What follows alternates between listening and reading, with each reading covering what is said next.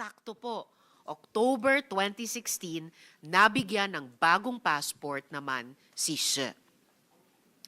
It was also around this time that She Zhejiang changed his visa to a CEZA visa. A few months later, or in mid-2017, nabuo na ang plano para sa Yatay New City Project o ang Shwe Koko, kung saan naligtas ng opisina ko si Elias Rita noong namang 2022. Magkasama po si Madong Lee at itong si She Zhejiang sa project na ito. Very interestingly, it is a documented fact that state-owned enterprises affiliated with the Communist Party of China were part of Yatay from the start. In short, She Zhejiang worked intimately with Beijing after 2016. It was not just in Yatay. Mr. She was also part of Cambodia's Dara Sakor Economic Zone, together with the Union Development Corporation, a state-backed Chinese firm. Noong 2017, despite the 2014 case involving activities here in the Philippines and completely oblivious to his espionage activities here, Mr. She was given a 9G visa by the Bureau of Immigration. Mga kaibigan, namayagpag po sa Pilipinas at sa Cambodia itong si Mr. She. Naging 5 na po ang kanyang pangalan.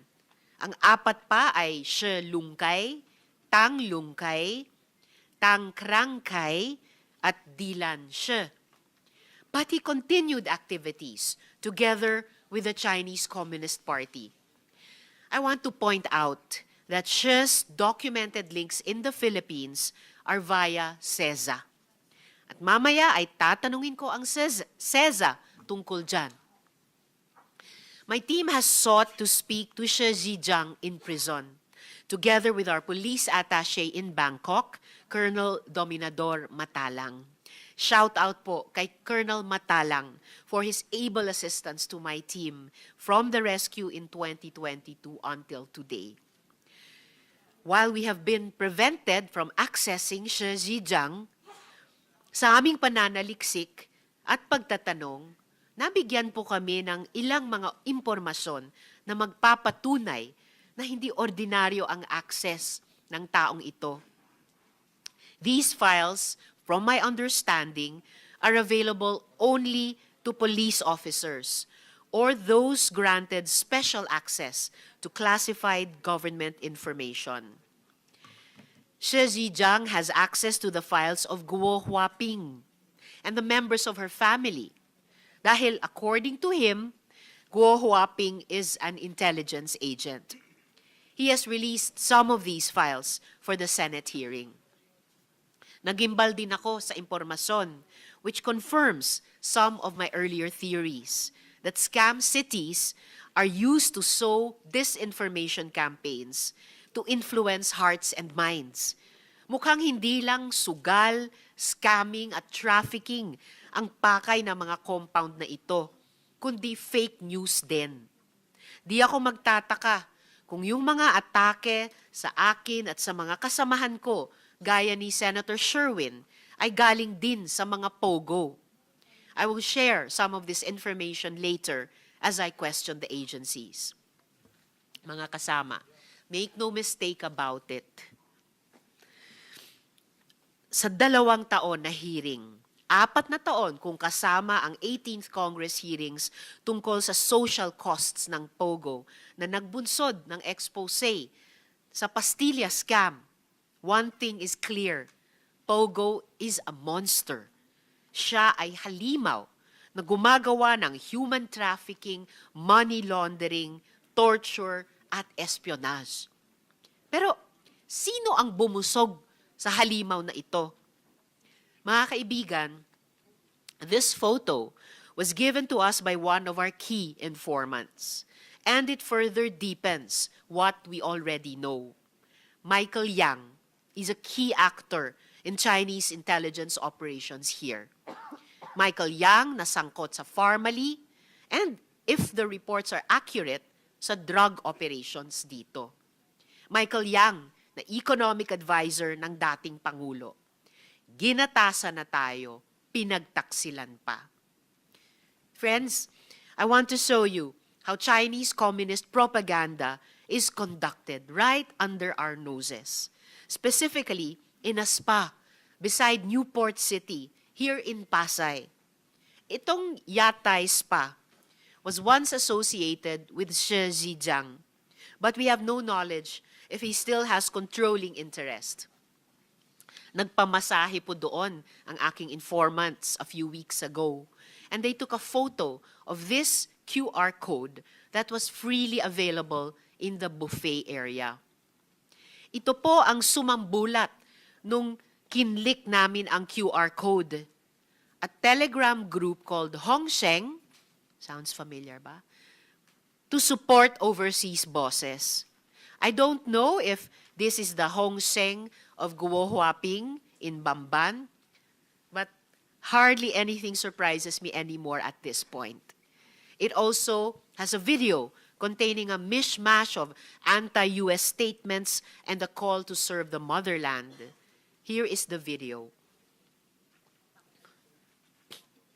要想把中国出名是吧？这是痴心妄想，怎么可能呢？他有点不自量力，不思悔改，信口雌黄，自作多情，痴心妄想，厚颜无耻，罔顾事实，颠倒黑白，不自量力而大言不惭，竹篮打水一场空。美国号称自己是全世界自由的灯塔，但这灯塔似乎不怎么样。无论走到哪里，祖国在你身后。宏盛与您合作。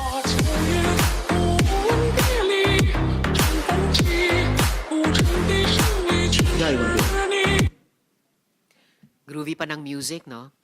At hindi po ito tago, hindi po ito secret na access ng informants kung nagpamasahe at nagbuffet pagkatapos. Salamat po. As my colleagues arrive, I will ask them if they have opening statements. So for now, I call on the committee secretary to call on the resource persons and administer the oath to those who haven't taken it yet.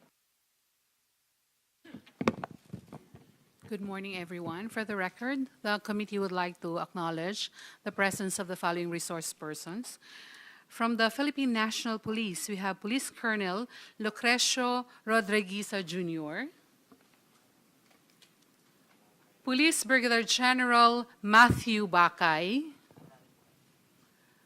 from the PNP-CIDG, Police Colonel David Poclay, Police Brigadier General Romeo Macapas. From the Department of Foreign Affairs, we have Undersecretary Jesus Gary Domingo, Officer in Charge Paulo Saret, Deputy Assistant Secretary Rafael Hermoso, Deputy Assistant Secretary Maria Cynthia Pelayo, Deputy Assistant Secretary Arman Talbo, Director Lailani Feliciano, Director Von Ryan Pangwi, Ms. Aaron Patrice Isabel Frias. From the Department of Labor and Employment, we have Mr. Patriwi Yaran Jr. From the Presidential Anti-Organized Crime Commission, we have Director Winnie Gedato. Okay. From the Philippine Amusement and Gaming Corporation, we have Maria Reyna Carrion. From the Cagayan Economic Zone Authority, we have a representative, Attorney Marichel de Guzman, Ms. Novelin Achansar. From the Bureau of Internal Revenue, we have Attorney Scraton Orculio. From the Bureau of Immigration, we have Commissioner Joel Anthony Biado. We also have Mr. Arsanib de Capong. From the National Bureau of Investigation, we have Attorney Olga Agustia Gonzalez. From the Securities and Exchange Commission, we have Attorney Jonathan Pancratios Pagirigan. Attorney Hale Oliver Labayo, Attorney Pamela Lorraine Ramos. From the National Intelligence and Coordinating Agency, we have Deputy Director General Francisco Asli Asidilio. From the National Security Council, we have Attorney Sheena Marie Lopez. From the Philippine Statistic Authority, we have Engineer Marisa Grande, Attorney Ansari Kosain. Okay, there. Attorney Joyce Buyongan. Okay. From the Civil Aviation Authority of the Philippines, we have Attorney Clem Bonete. From the Philippine Coast Guard, we have Commodore Eugenio Federico, Commander Orly Wang, Commander Rene Leandro Narvasa, Lieutenant Conrado Ramos, Lieutenant Mar Turita, okay. Lieutenant Gerson Gamas. We have Lieutenant Commander Hazel Goldame Castillo. Okay. Then from the Philippine Navy, Lieutenant Colonel Carlos Llaneguis. We have Mayor Crisildo Calugay. We have Miss Cheryl Medina. We have Miss Geraldine Pipito from QJJ Farm, Catherine Salazar from QJJ Farm. Then we have the former mayor of Bamban, Mr. Jose Antonio Feliciano. Then we have Shang Mir, also known as Sheila Goo. We have Yang Jian Singh, also known as Tony Yang. Then we have our interpreter, Caroline Batay. Then we have Jose Gabriel Lavinia. Okay. That's all, Madam Chair. Before you administer the oath, Comsec, may taga-AMLAC din po ba? Or did I not catch the name? Thank you, Attorney. Thank you, Comsec. Okay, Please acknowledge. from the AMLAC, Mr. Ross Jonathan Galicia. Okay, Adrian. Please proceed, Comsec. Adrian Arpon. Okay. Thank you.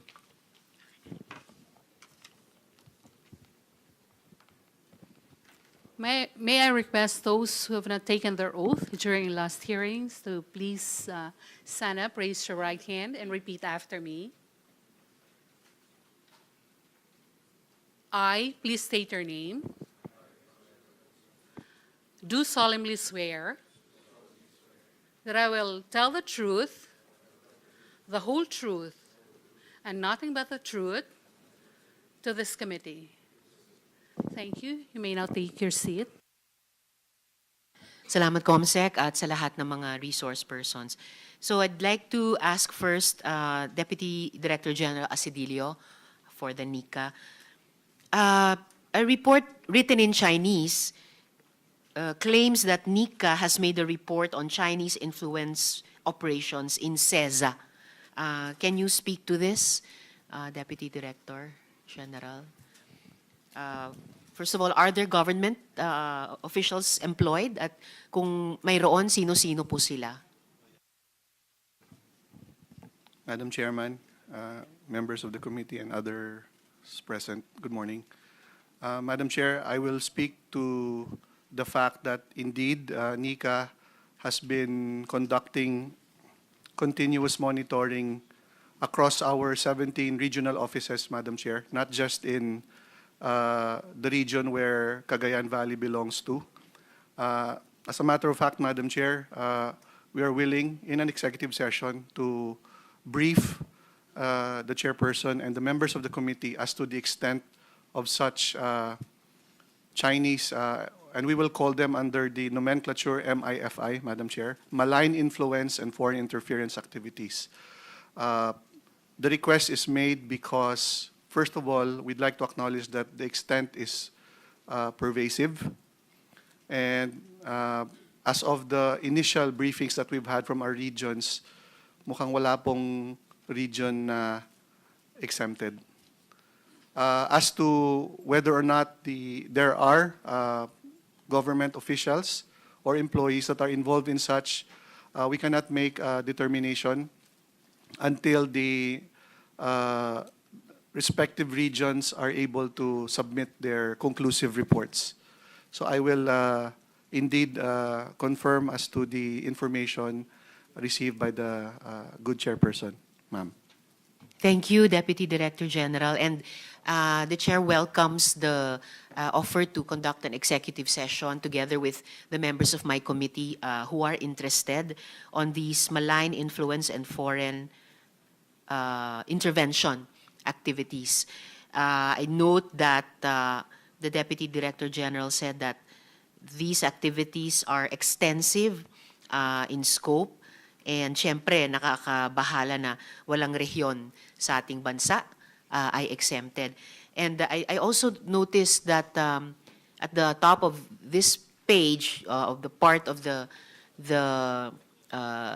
report that we showed, there's mention of She Lungkai, which is one of the names used by Shi Zhijiang here in the Philippines. So it seems that he is probably involved in this somehow. And I will wait for the executive session to hear the details about that. There's also, in what we've shown already, a reference to who is referred to in the report, or an excerpt which is in the report, to a Lebino, but is linked to an article which I will also show later, no, from Ramon Tulfo about CEZA Administrator Raul Lambino, which I will ask the CEZA resource persons about in a bit. Just one, a few more questions, Deputy Director General. At sabihan nyo na lang ako kung yung iba dito ay kaugnay din ng i-cover natin sa executive session. There was even an attempt to gain control of Fugu Island and developing it into a smart city. Intelligence agents flagged this as a national security concern, and the plan was aborted. Can you confirm that the aborted plan to turn Fugu into a smart city was a Beijing-led initiative for its security and territorial interests? Madam Chair, as to the earlier question, whether there was an attempt, we would like to confirm, although that predates my stint in the NICA, there was indeed an effort on the part of our national security sector to block. It was elevated as a national security issue, prompting even statements from our previous national security advisor and our Secretary of National Defense, because there was already a public clamor to address such, and it was addressed at the highest level under the previous administration, Madam Chair. As to whether it was a Beijing-led operation, maybe at a proper time during the hearing, to speak to the other efforts on the part of the Chinese government.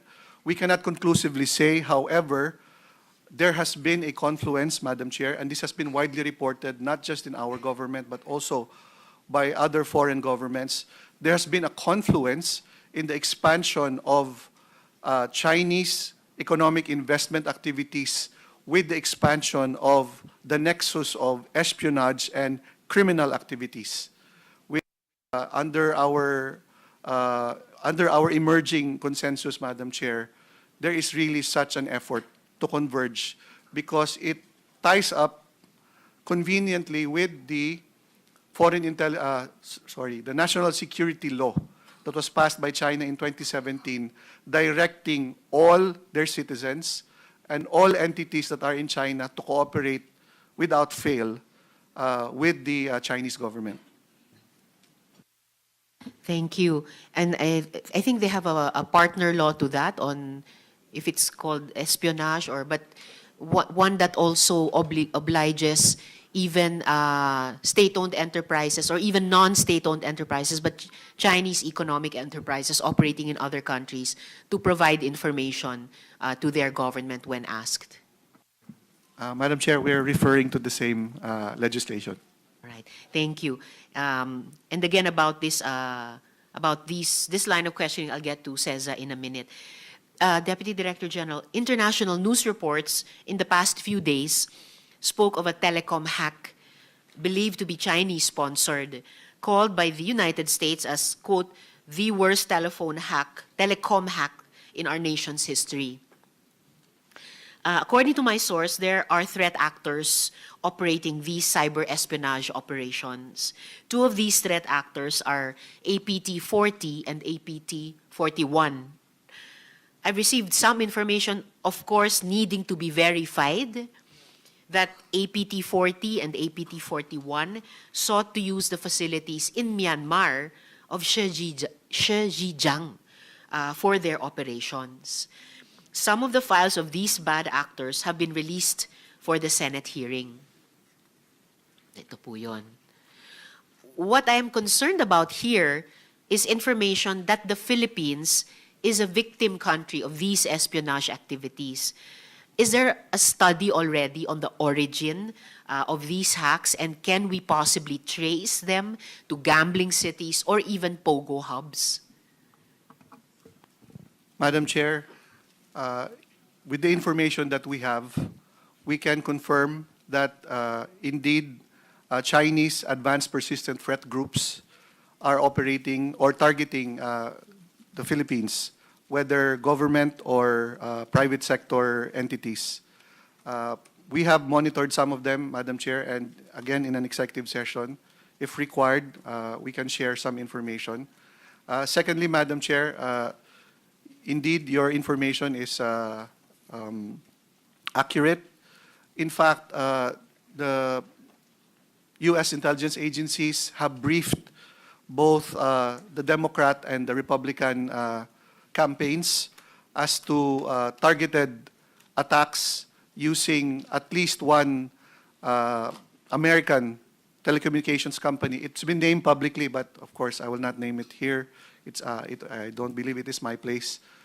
But yes, there has been such an effort in the lead up to the November 2024 elections in the United States. Thank you. And again, we will wait for the executive session. Kahit ito na yung huling public hearing ng investigasyong ito, but at least preparatory to the committee report, my colleagues and I will appreciate that executive session. Noting also that these threat groups are described as advanced and persistent. So tawag pansin nyo na tawag concern din, and also the possible relationship to what is being done in other countries as well. Yes, sir. Madam Chair, for the benefit of the committee and the listening public, may I address the issue on the APT? Yes, Madam Chair, Please do. An APT is a cybersecurity nomenclature that is, among practitioners, a polite way of describing state-backed or state-affiliated advanced and highly sophisticated hacking groups. They may be cyber criminal groups as well, but why are they called advanced persistent threats? They are differentiated from the normal individual hackers or the disorganized or non-sophisticated hackers because of their resources, the personnel that they have, and the sophisticated skills that they possess. So much so that they are believed to be largely state-trained or state-sponsored or state-backed. Again, they provide a convenient cutout for certain countries, which we call revisionist countries, that seek to upend the international global order. They seek to achieve certain asymmetric advantages without using state resources and providing a convenient, deniable link to such groups. However, being able to obtain the benefit of such advanced cybersecurity capabilities against countries that are identified as adverse or adversarial to countries that avail of the services of these advanced persistent threat groups, Madam Chair. So yun pala yung APT, Advanced Persistent Threat. So those groups 40 and 41 ang pinakita namin dito sa slides kanina. And yung sinabi nyo about upending the international order, naalala ko tuloy yung nabuksang video dun sa QR code dyan sa Yatay Spa ba yun? Oo. Yatay Spa sa Newport City. Okay. At paano naman po yung mga troll farms deliberately sowing disinformation? May lumabas na balita that there was a coordinated social media campaign supporting the Vice President from accounts affiliated with China. Ito po yun. So have there been preliminary investigations on this?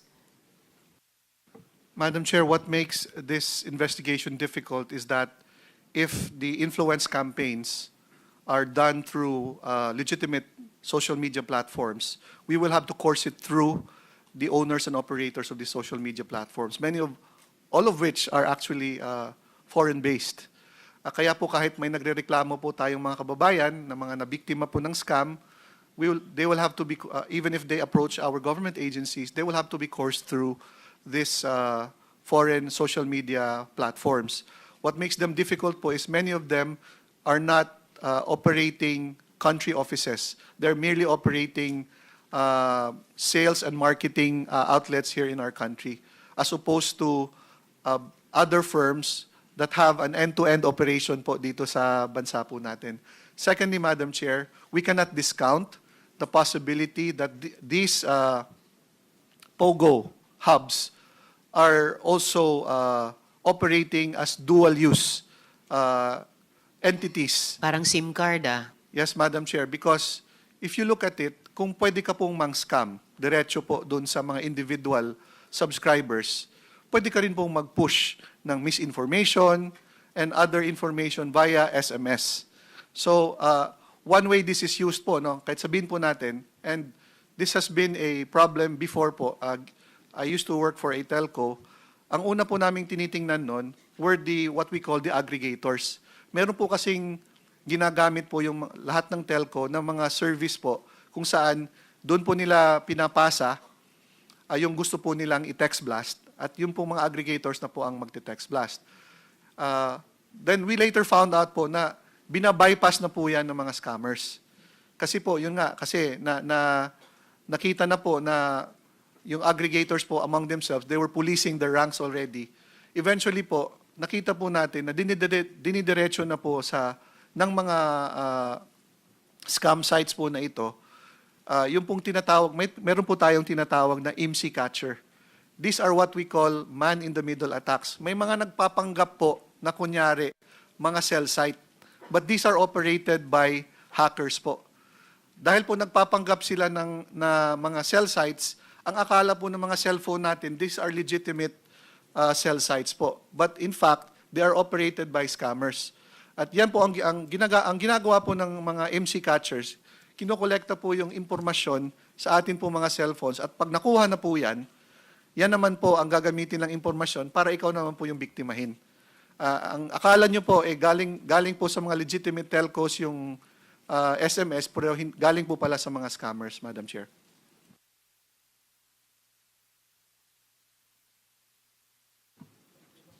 Thank you, Deputy Director General. Paano yung spelling ng MC catcher? MC catcher? IMSI po. IMSI. Okay. Oh, tama. Okay. Man in the middle. All right. Habang sinasagot niyo yung mga tanong ko, naiisip ko, ang daming impormasyon dito na of interest, kahit sa yung komite namin dito sa Senado having to do with ICT, and pati electoral reforms, no? Speaking about the man in the middle. And in fact, yung tinatalakay nyo ngayon lamang, Deputy Director General, is one of the findings of a paper of Rear Admiral Romel Ong for the Ateneo Policy Center about POGOs also being used as for troll farms. And if I may, after my questions to the good Deputy Director General, I'd like to ask a few questions also of the good Admiral. But one last question muna sa atin, Deputy Director General. Nung nakaraang hearing po, Nika committed to look into reports on Guo Huaping's involvement in the intelligence activities of a foreign government. Are you able to speak to this now? Can you confirm that Guo Huaping is an agent of influence? Madam Chair, in addressing that question, there was a supervening event wherein what was being thrown around in the public sphere and in the media was that, well, whether or not Guo Huaping was a spy. And in our coordinations with the committee, we acknowledge that the term has been loosely used. And however, since this is a hearing in aid of legislation, and given the fact that there are current efforts to amend our espionage law, as well as to pass a foreign a law to counter foreign influence and foreign interference, we would like to be as specific and as accurate as we would like to be. We would like to distinguish between a foreign intelligence agent and an agent of influence because they are different. As to the question whether or not Guo Huaping is a spy or, to be more accurate, a foreign intelligence agent, it requires a determination of fact, meaning that the intelligence agency to which that trained her, employed her, and supervised her or controlled her, either confirms or an officer of that agency confirms the existence or the fact rather of Ms. Guo Huaping being their agent. We have not come to that determination yet, Madam Chair, which brings us to the fact, or to the question, is she an agent of influence? We do not have currently any legislation or any convention in our country that defines what an agent of influence is. However, within an historical context, Madam Chair, given that these activities have been common, especially during the Cold War, the activities and the facts that have come to light so far in this committee and in other committees, especially in the House, point to the fact that she is, and even in discussions within the intelligence community, there is consensus that indeed she is an agent of influence. What does that mean? If I may just read, Madam Chair. Please proceed. There are several ways to define an agent of influence. What is applicable on the part of Ms. Guo Huaping is that she uses her influence, her stature, or her position to influence public opinion or decision-making to produce results beneficial to the whose services they benefit from. So to that effect, Madam Chair, that is applicable to her, and therefore she may be classified as such. Although we would like to acknowledge that there is no law currently that defines it as such. However, Intelligence and Counterintelligence Convention, which falls under our purview, recognizes that convention, Madam Chair. Thank you very much, Deputy Director General. Siguro yung sinabi nyo rin na wala pa tayong batas o wala pa tayong pagratipika ng anumang convention kaugnay nito, would also be, I think, a valuable possible recommendation in our committee report para sa patuloy na pagtrabaho namin dito sa Senado. So, salamat po para dyan. If I may turn quickly to Rear Admiral Ong, and salamat po sa presensya nyo ngayong umaga. Have you been able to take the oath, Admiral? Not yet, Madam Chair. Not yet, sir. Comsec, paki-administer yung oath kay Admiral Ong. May I request that you stand up and raise your right hand and repeat after me. I, please state your name, do solemnly swear that I will tell the truth, the whole truth, and nothing but the truth to this committee. Thank you. Salamat, Comsec, at salamat po, Admiral. Is it correct that you authored a study on malign foreign influence and interference in the Philippines, Admiral? Correct, Madam Chair. That is a product of a funded study, and I have a team that conducted the study, ma'am. Salamat po. With your permission, I'd like to read a portion of your study that I found striking. So, quote, POGOs represent a prime example of economic activities with criminal underpinnings, including collusion with local government officials. These operators have likely evolved into platforms for foreign influence, facilitating illegal activities while exerting subtle pressure on local politics. For example, former Bamban Mayor Guo was implicated in POGO-related scandals, along with allegations of being a Chinese spy by confessed Chinese spy Shi Zhijian, illustrating how local officials can be entangled in broader geopolitical dynamics. POGO's infrastructure also provides a basis for conducting influence operations, including hosting troll farms. These existing digital networks can be employed to manipulate public perception and sway political outcomes.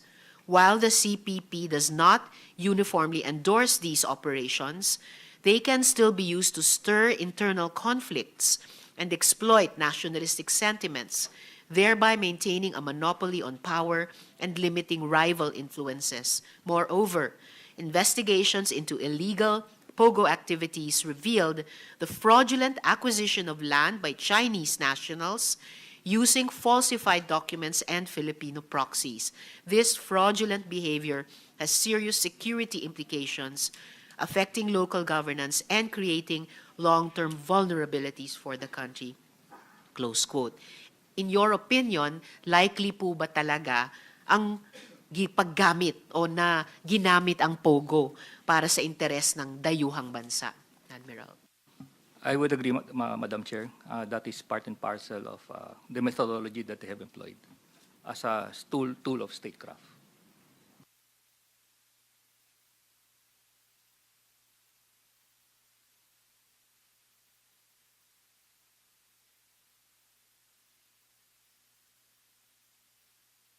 Alright, salamat po. Maraming salamat po, Admiral. And para ipagpatuloy yung line of questioning with the good Admiral and earlier with the good Deputy Director General, I would like to introduce our next resource person. Mr. Wang Fugu is live on Zoom and joining us here today. Ms. Carolyn, please assist in translating the chair's interpellation with Mr. Wang.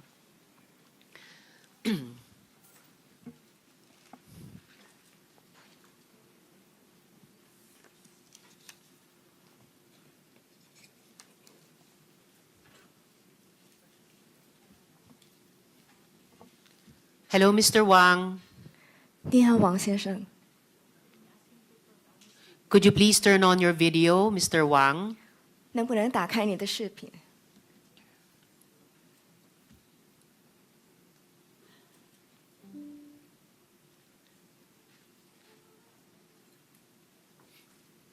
Ni hao, Mr. Wang.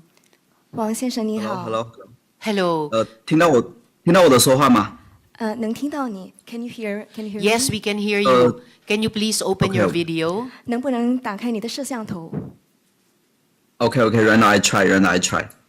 谢谢。 You are welcome.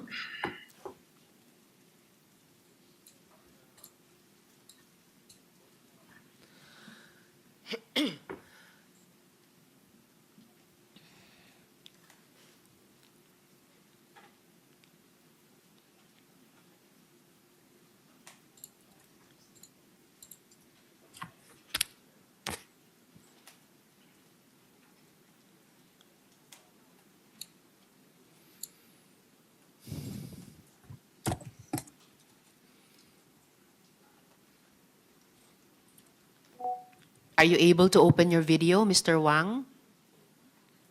Okay. Right now I trying open to video. Waiting. Sorry. Thank you. It's all right. We'll wait.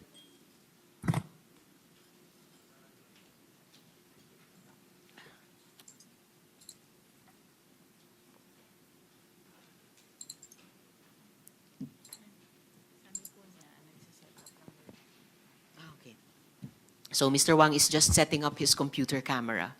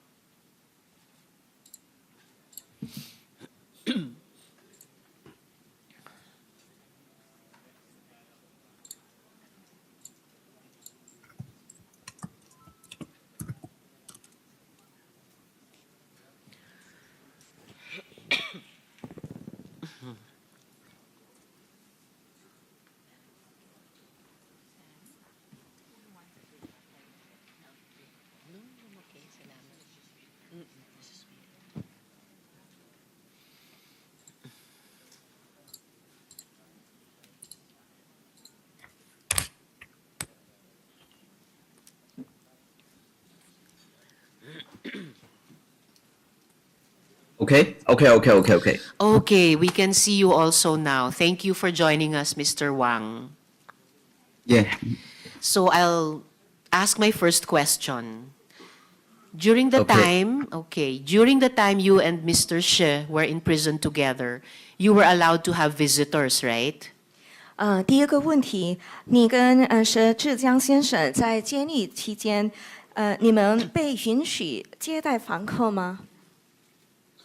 Madam Chairperson，在2023年9月20日，佘志江先生通过国际媒体发布那个不自杀声明之前，他是允许被探视的。但是不自杀声明发布之后，他的那个探视权就被限制了。自从那次之后的话，他就多次被关禁闭。目前他已经在泰国的死囚犯监狱里面关闭近2个月了。 Okay, so in the interview that was done in 2023 in September, so he was allowed to receive interviews from international media, but after that, his visitation was restricted, and he has been kept in Thailand in a restricted area for 2 months already. I see. And that interview, yes, Mr. Wang. Yes. 全世界都知道，中泰两国抓捕他的理由是所谓的经营赌场罪，而且这个所谓的经营赌场罪，其实是2013年佘志江先生在菲律宾经营的合法的博彩生意。我们也不止一次强调了这一点，但是中泰两国完全无视了我们提供的证据。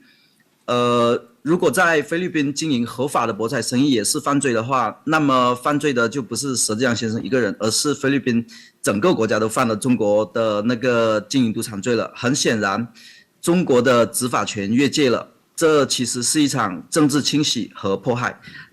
麻烦翻译先翻译一下，然后我稍后还有一些话。 好的，我会尽量把你说的话就翻译，因为有点长，所以如果有缺了一些，麻烦你来补充一下好吗 ？Okay, so let me just translate it in the best possible way that I can. All right. So there is cooperation between China and Thailand, wherein they deem that the operations of Mr. She are illegal, especially in operating the gambling operations. And actually in 2013 in the Philippines, the operations that Mr. She has is actually legal, okay? But because of the China and Thailand, their agreement, so this is considered illegal. So if this is the case that this kind of gambling is considered illegal, then it's not only Mr. She who should be condemned because he is working together with a group of people. And it is also possible that if this is considered illegal, other people in the Philippines should also be condemned. So it's actually a matter of the agreement between the two countries. Oh, all right. Let's backtrack a bit. Let's backtrack a bit. I want to ask follow-up questions about what you first said. Now, you said that previously, Mr. She was allowed to have visitors, including interviewers. But after that interview, and I presume you're referring to the Al Jazeera interview, his access to visitors was restricted, and you said for 2 months now. Aside from that, and in more detail, was there a change in the circumstances of Mr. She after the Al Jazeera interview and after the Zoom interview by my office? 我们先回复一下刚才你回答的，关于这个佘先生，你说就是他接受采访之后，从那个国际媒体接受采访之后，你说他被他的这些采访被控制了，那之后呢？之后他的情况是如何改变呢？特别是我们听证会之后，有播放了这个视频，他的情况有如何改变？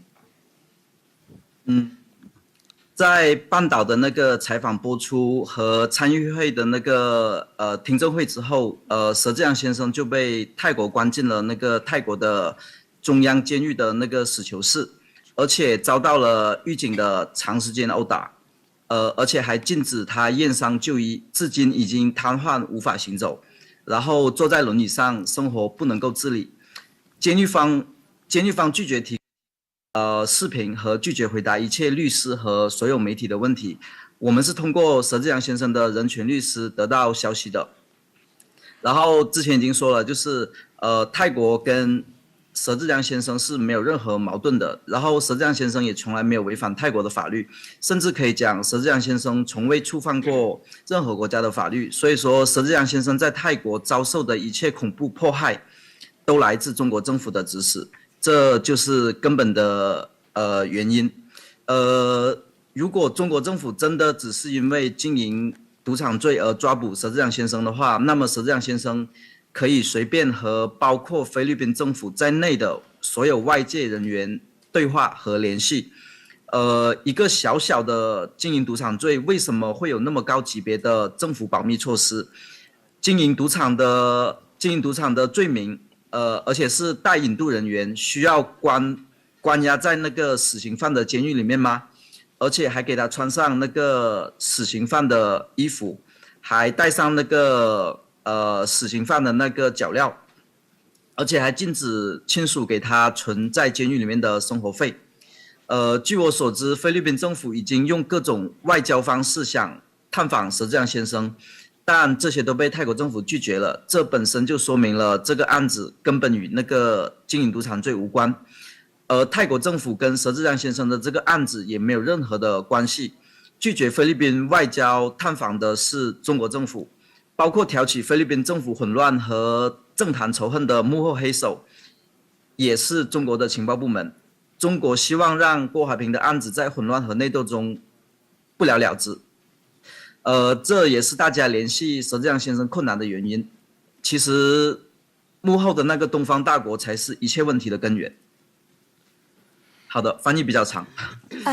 我能翻译一下，就是要回答参议员的问题吗？Okay, 就是首先前几句。Okay, so let me just translate first the answer to your question, Madam Chair.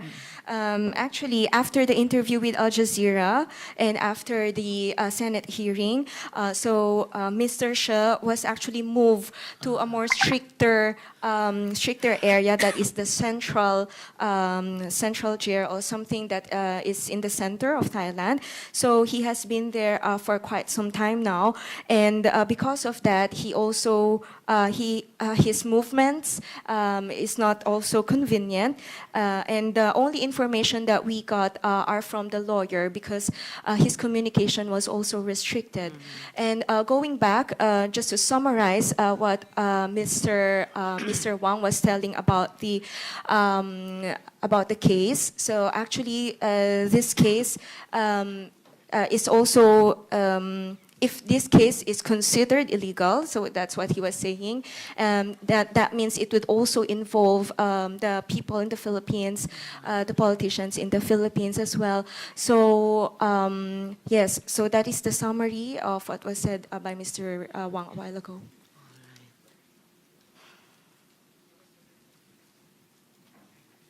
All right, thank you. I'll go back and forth with your answers to my questions because there are things I want to follow up. Mr. Wang, how do you know that Mr. She's circumstances changed? How do you know that he was transferred to a stricter area and all the details you have given us? OK，王先生，我们再问一下关于你刚才的问题。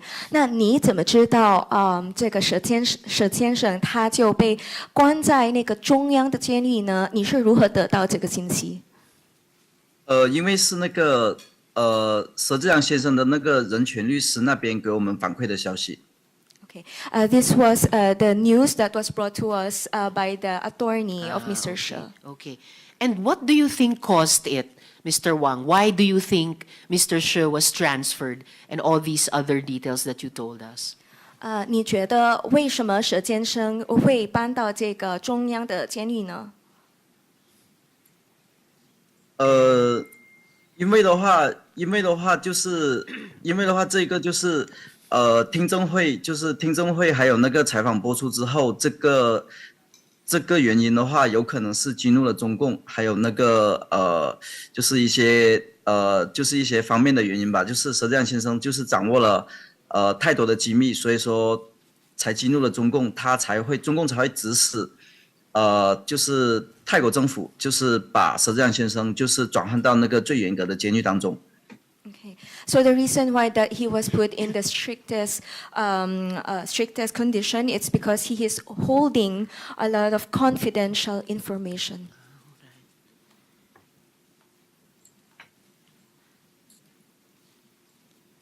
All right, thank you, Mr. Wang. Now, Mr. Wang, you have said repeatedly that we need to talk to Mr. She.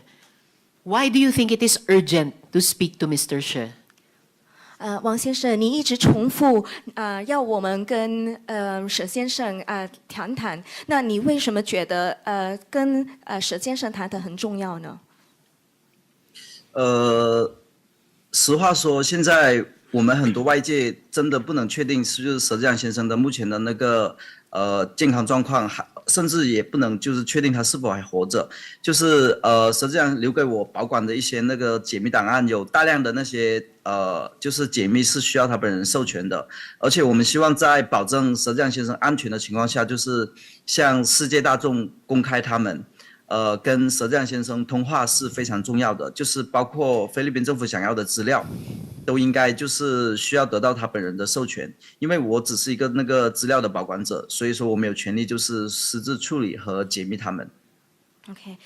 So actually right now I could not confirm if he is still alive because for me I am just the one who's safekeeping the documents, but I don't have the authority to reveal this confidential information that he has. So I think that is the reason why he was moved into this more stricter condition. Why do you say that you can't confirm if Mr. She is still alive, Mr. Wang? 你刚才说你没办法确认佘先生现在还活着，为什么这样说呢？因为的话，泰国的监狱方已经就是断绝了那个佘志阳先生对外的一切联系。这个是目前佘志阳先生的状况，就是我们也无法就是联系到佘志阳先生，包括他的亲属也无法联系到佘志阳先生本人。Okay, because all communications with Mr. She have been prohibited since then, and we really do not know what is happening to him right now, and even his family members do not have contact with him. I see. And speaking of, you can't confirm if he's still alive or in life and death questions. Is that a bulletproof vest you're wearing, Mr. Wang? 王先生，你现在穿的是这个访谈衣服吗？对的。Yes, correct. Why are you wearing a bulletproof vest, Mr. Wang? 为什么穿这个访谈衣服呢？是为了个人的安全吧。因为的话，就是某些势力，就是他们都能够通过那个泰国高级别的那个严格的监狱，能够把佘志阳先生就是虐待殴打，然后导致他瘫痪。所以说，他们在背后那个强大的实力是不能忽视的。所以说，安全问题是必须要注意的。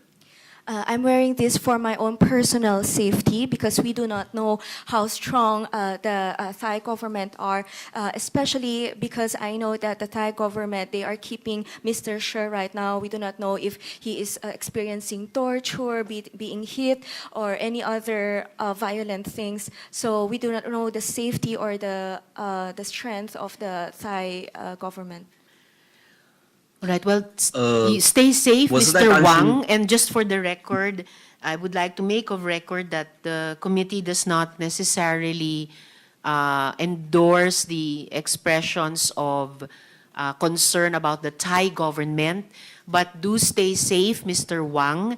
And I have a few more questions for you, but just for you to know, we will ask the Philippine Department of Foreign Affairs to communicate to Thai authorities that Mr. She's safety needs to be confirmed, Mr. Wang. OK，希望你在那边会很安全但是我们会通过我们的外交部来跟那个泰国的警部或是泰国的政府跟他们沟通，让你的安全来保护你的这个个人的安全。那我们接下来还有其他的问题。Now, Mr. Wang, yes. 请说。Mr. Wang, did Mr. She tell you about the intelligence activities that he did for the Ministry of State Security? 请问史先生有没有跟你说关于他在国家安全部的一些情报的活动呢？他是有说过，他也承认他是那个国安部的那个干员，就是他其实的话就是早就担忧过自己的那个处境很危险嘛，因为中国的那个政治斗争近几十年来非常激烈，他所从事的统战，还有“一带一路”和政府渗透的工作，所涉及的内容非常的复杂，而且还涉及了大量的资产，所以根本无法预测自己的安危。为此呢，他早就开始了一些那些敏感资料的备份。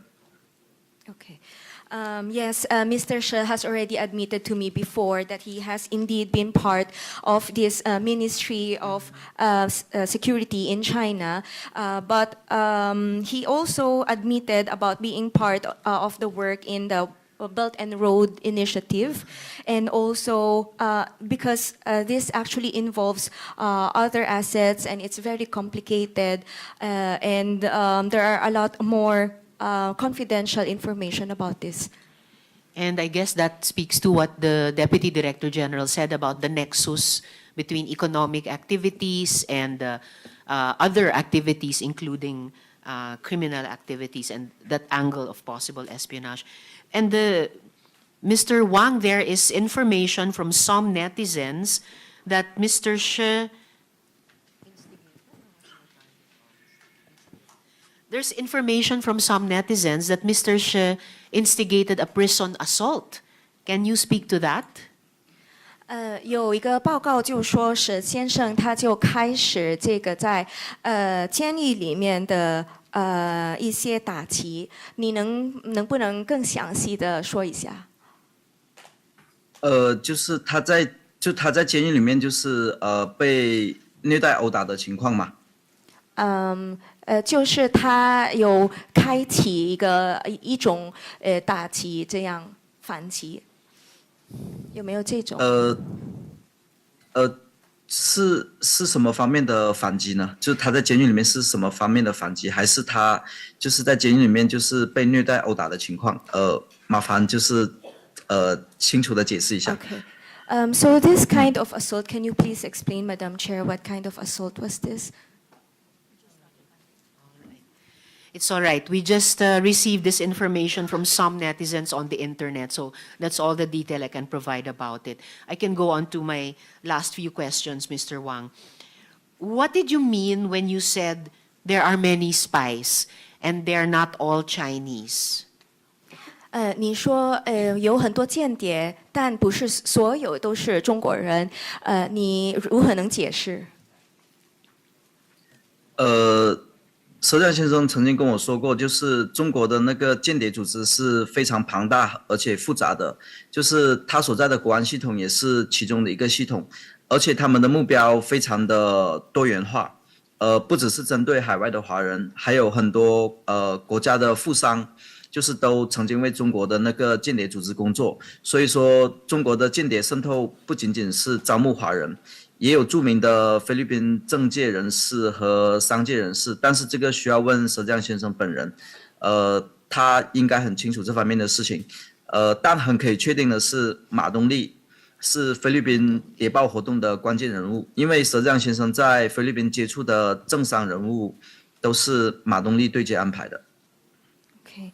Actually, the question about this is a bit complicated because it's not only they are not only targeting Chinese, but they are also targeting some Filipinos or other members of the in the government. So it has a lot of. It is wide and it's complicated. And if you want to know the details, we have to ask Mr. She personally. And actually, about Ma Dongli, he is actually the one who introduced these people to Mr. She. He's like the bridge introducing these people. So he is actually the more important or key person here. All right. Yes, Madongli does seem to be very important. But Mr. Wang, did you also mean that there are Filipinos working against the interests of the Philippines? 你刚才说的意思就是，也有一些菲律宾人，就是好像在反对或是就是在背叛我们菲律宾国家吗？是的，就是据佘志亮先生所掌握的，就是他掌握的一些资料来说是的，但是这些资料的公开的话，还是需要就是去问一下佘志亮先生本人。Yes, that is correct. Based on the information that is provided by Mr. She, but of course we have to confirm this with Mr. She. I understand, Mr. Wang. And do you have in the decrypted files the names of Filipino citizens? 请问一下，在这些解密的文档里面有没有这些菲律宾人的名单呢？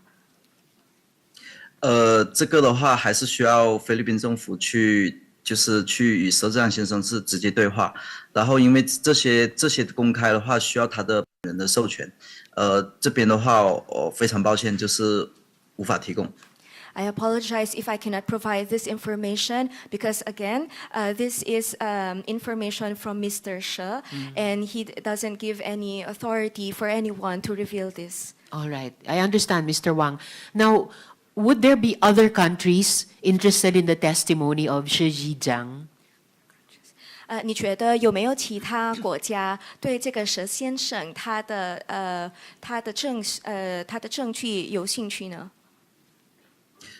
目前所知道的这些解密档案的话，有美国还有英国政府会感兴趣的APT 31、APT 40、APT 12等这些就是在中国国安指使下进行的间谍活动的一些资料。而且这些只是解密档案的一小部分，还有剩下的很多不太方便透露，抱歉，因为就是涉及到佘志亮先生本人的安全，还有保密的内容，还有他本人的授权问题，所以说暂时不能公开。So what I know is that other governments such as the USA and the United Kingdom or the UK are very interested with this information about the espionage and also about the APT 41, 40, and 12. Okay, so actually this is just a small portion of the many more information that is within Mr. She.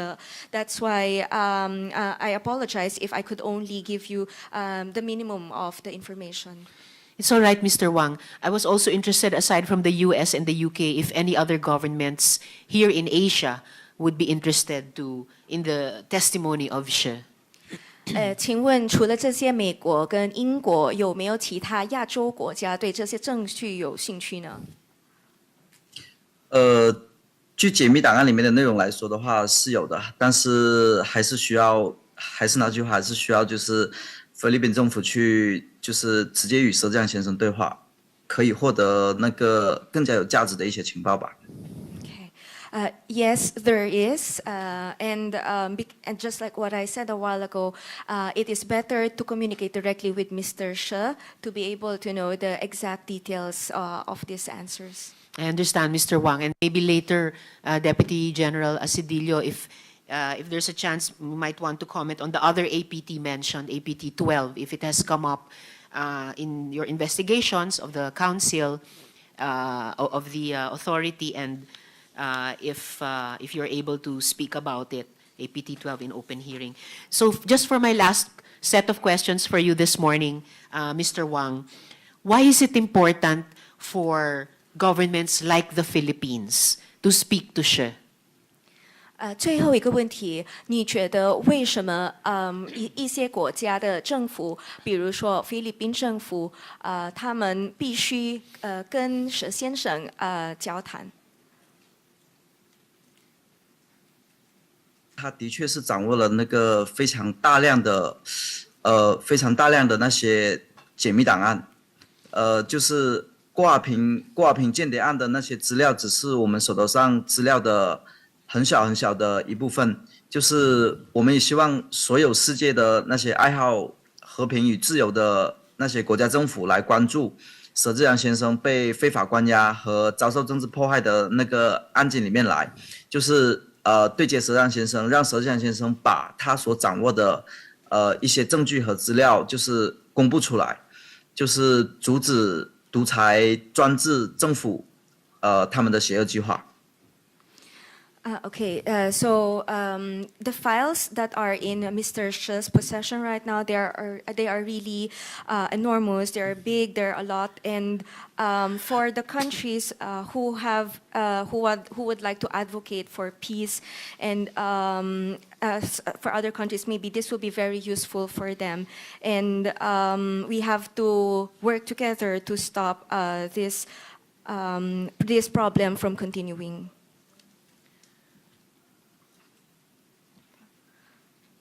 Yes, thank you, Mr. Wang. And finally, do you have a message for the Philippine government or for other governments who may be interested in the files of She Zhejiang? 你对我们菲律宾政府还有其他对这个档案有兴趣的国家有什么信息吗？是说是除了菲律宾以外的其他国家吗？是的。美国和英国吧，就是美国和英国，就是佘志阳先生手头上有他们非常感兴趣的档案资料，就是我也希望美国和英国就是介入和关注佘志阳先生的案件，就是让更多的那个真相公布于天下。然后那个郭华平间谍案的资料只是我们手头上很小一部分的档案而已，就是还有更多的档案就是有待于解密和公布。So I would like to advise other countries who are interested in this information, like to continue on following and to be attentive to all the information with the gathering of information, because in fact the information that we gave about Guo Huaping is only a small portion of the big chunk of information that we have.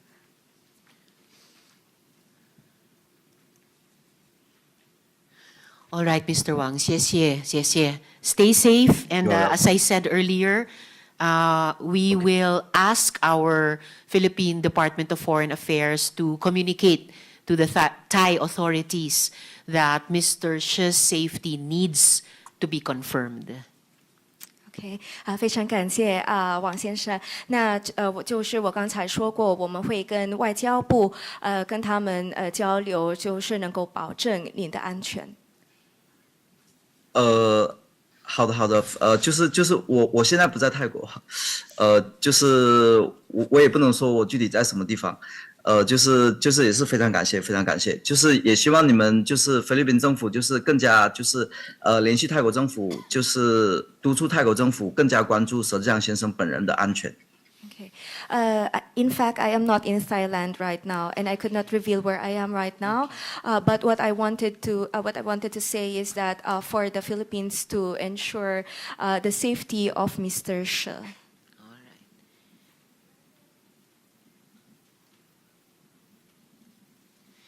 So we will ask our Department of Foreign Affairs to do what they can. So again, Mr. Wang, thank you and take care. 非常感谢。 You are welcome. You are welcome. Thank you. Deputy Director General, in your opinion, is obtaining those files valuable to the Philippines? Very valuable, Madam Chair, because hopefully it will establish three things with regard to Mr. Ma Dongli, Mr. Xie Zhijiang, and even Guo Huaping. Those documents will hopefully establish if they are bona fides, whether foreign intelligence officers, foreign intelligence agents, and who are their assets, especially here in the Philippines. The fact that, as claimed by, I'm sorry, Wang Fugu. Wang Fugu. Thank you, Madam Chair. The fact that Wang Fugu, according to him, that these documents are encrypted, this is very much in keeping with the type of security measures are in place, usually involving documents of this kind, Madam Chair. So they are of utmost importance. We, in fact, in the agency would be very, very interested in obtaining these documents. And the committee shares the interest of NICA Deputy Director General. Any quick comment about the APT-12 mentioned by Wang Fugu? Madam Chair, I'm currently awaiting feedback from my staff as to the extent of the APT activities here in the Philippines. Some of them have been identified specifically by number and by nickname. For convention, Madam Chair, APTs that are involved, that are Chinese affiliated, bear the name Panda. Yes, Madam Chair? Panda. Yes, Madam Chair. And those that are affiliated with Russia carry the naming convention Bear. So we're trying to, I'm still awaiting feedback from my staff as to which of the APTs that are affiliated with China have been monitored so far here in the Philippines. Thank you, Deputy Director General. Pwedeng cute sana yung mga nickname, no? Kung hindi masama yung implikasyon sa sa ating bansa. So, thank you. And before we proceed, I just wish to state that, of course, Mr. Wang's statements will be weighed against the other testimonies and also against those received by the committee, documents received by, evidence received by the committee. All right. So I'd like to go before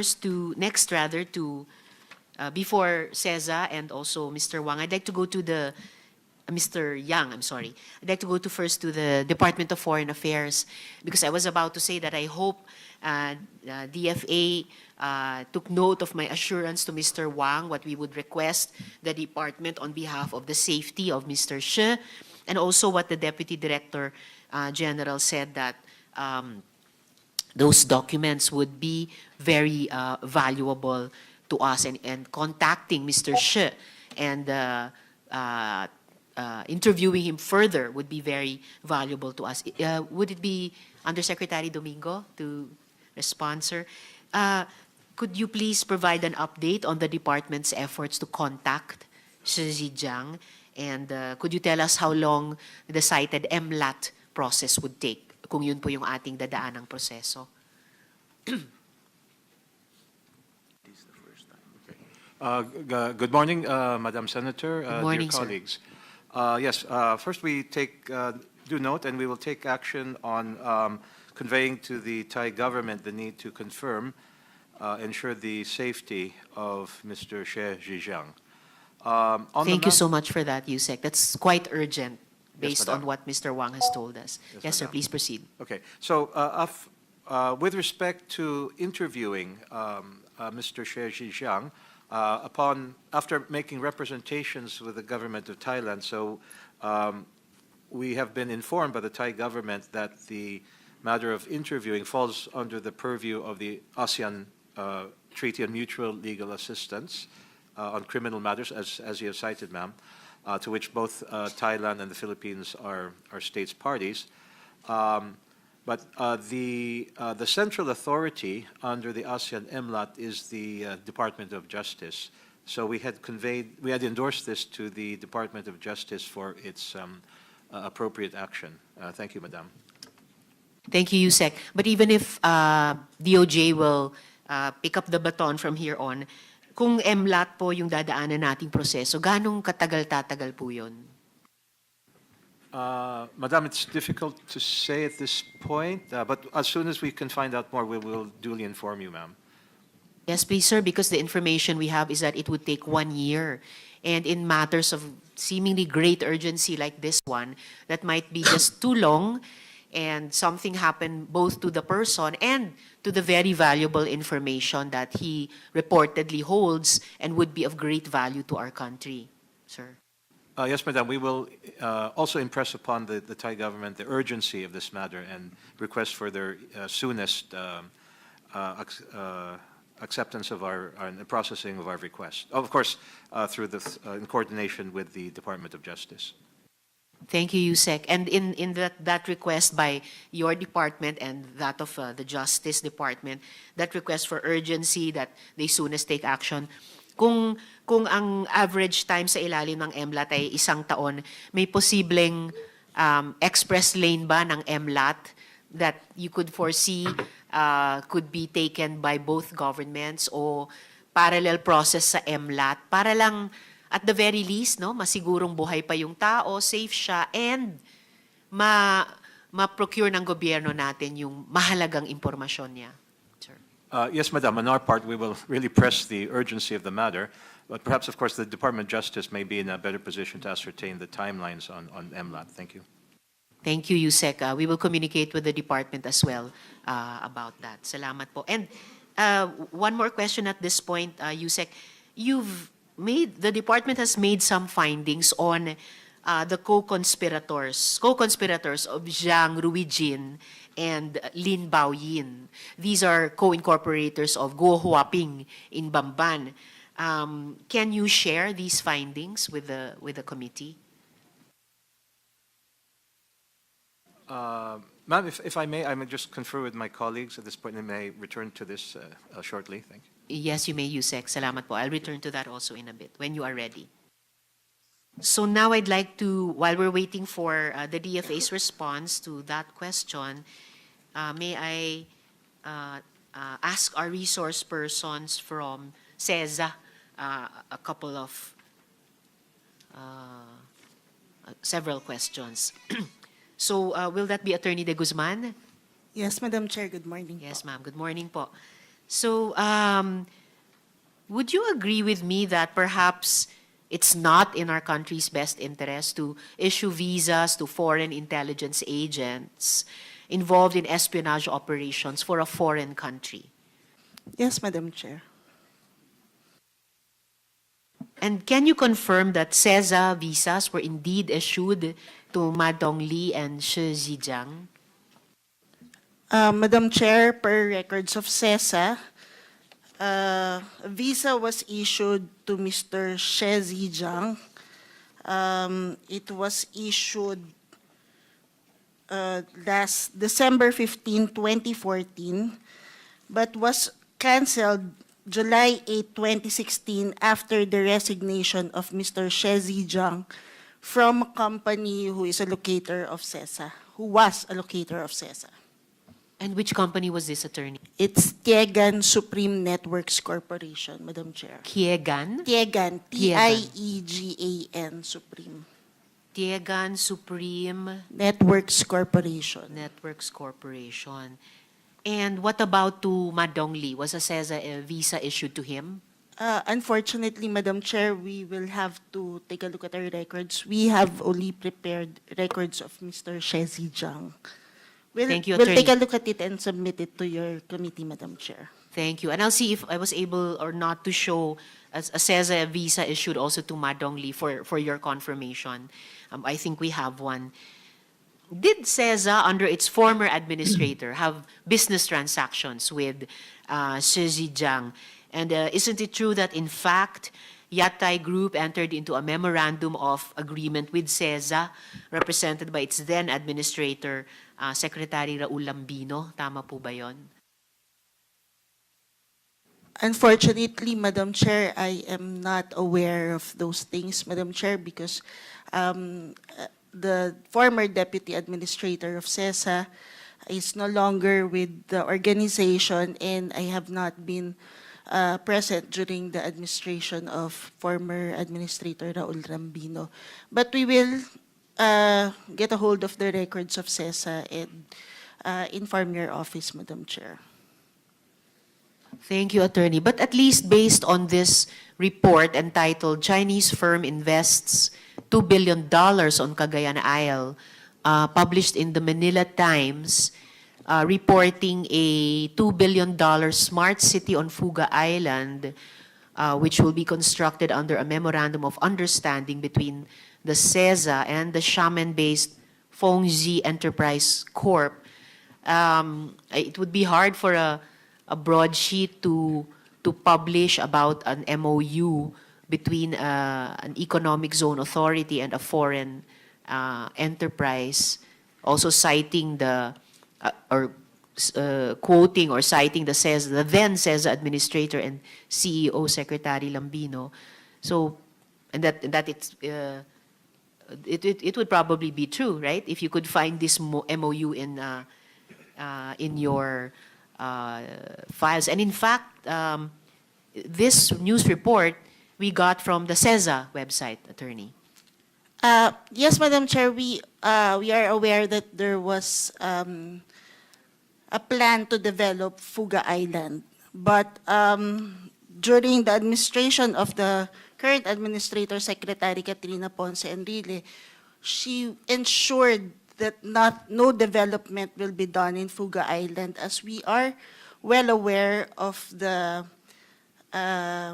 significance of the island to national security. In fact, our administrator is currently coordinating closely with DND to ensure and protect the Fugu Island.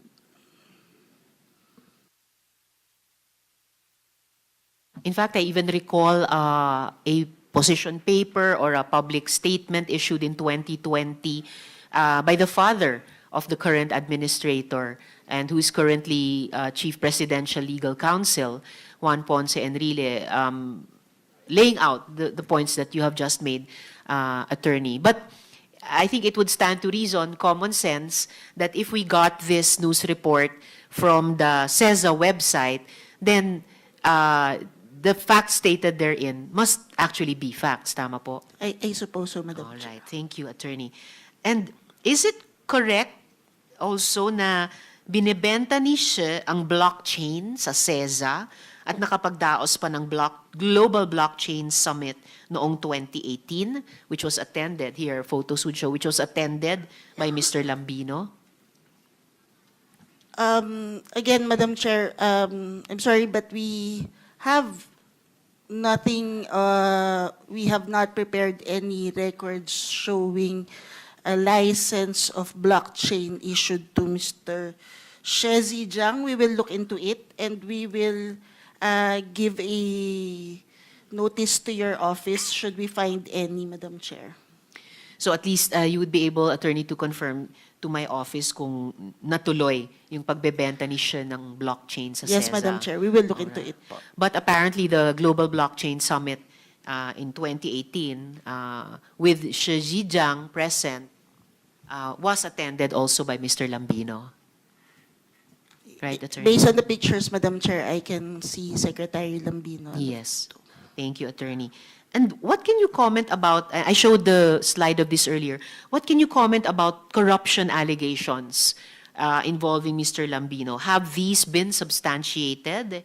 And for the record, dear colleagues and Attorney, we sought to invite Mr. Lambino, but he had another earlier appointment. He said, sayang at pagkakataon sana nila ito para masagot nila mismo yung mga alegasyong ito. But can you comment on these allegations and if they have been substantiated or not? Madam Chair, we heard rumors when we came in, but there's nothing concrete at the moment that we have any evidence that would substantiate allegations of corruption on former Administrator Lambino when it comes to visa.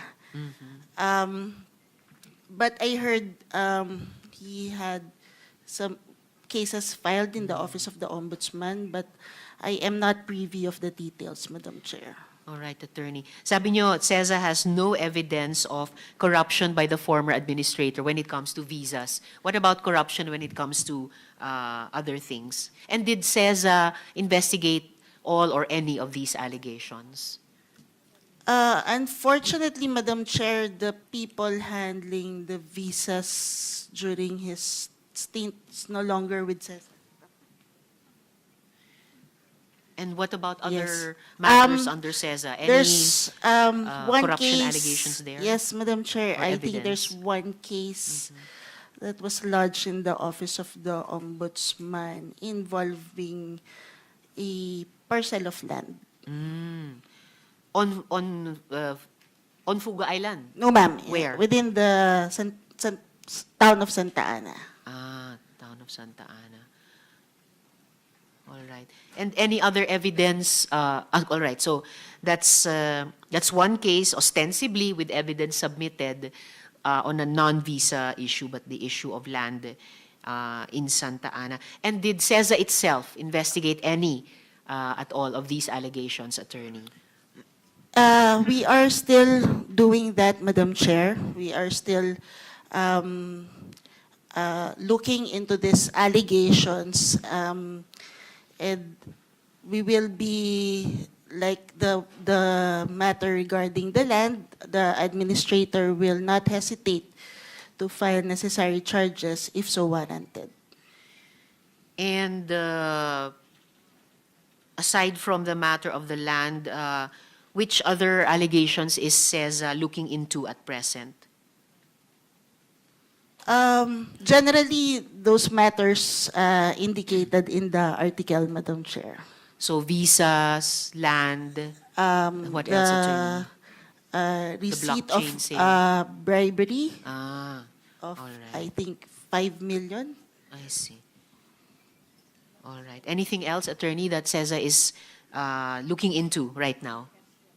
That's about it, Madam Chair. That's it. All right. Now, CEZA has repeatedly stated that it has no POGO and it will never have POGOs. So I just want to make sure that this isn't just a matter of semantics.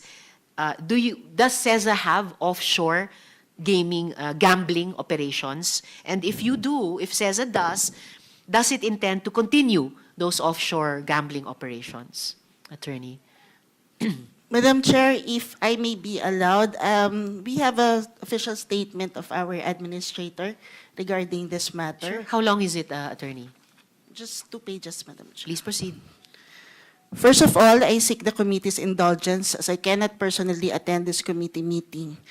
I left the country last November 19, while the invitation from the committee was received by my office last November 21. I would like to thank the Senate Committee on Women, Children, Family Relations, and Gender Equality, together with the Committees on Migrant Workers and Public Order and Dangerous Drugs, for inviting Cagayan Economic Zone Authority as one of the resource speakers in today's public hearing. We would like to put on record CEZA's full support and cooperation on the banning of POGO operations in our country, as stated under Executive Order Number 74. Being a member of the Technical Working Group on Anti-Illegal Offshore Gaming Operations, created pursuant to Executive Order Number 74, we vow to take active participation and cooperation with the mandate given by the President to the task force. CEZA also takes cognizance of the memorandum from the Executive Secretary instructing us to remain consistent with RA 7922, CEZA's charter, and adhere to the directive of the President in his State of the Nation address to ban POGOs in the Philippines.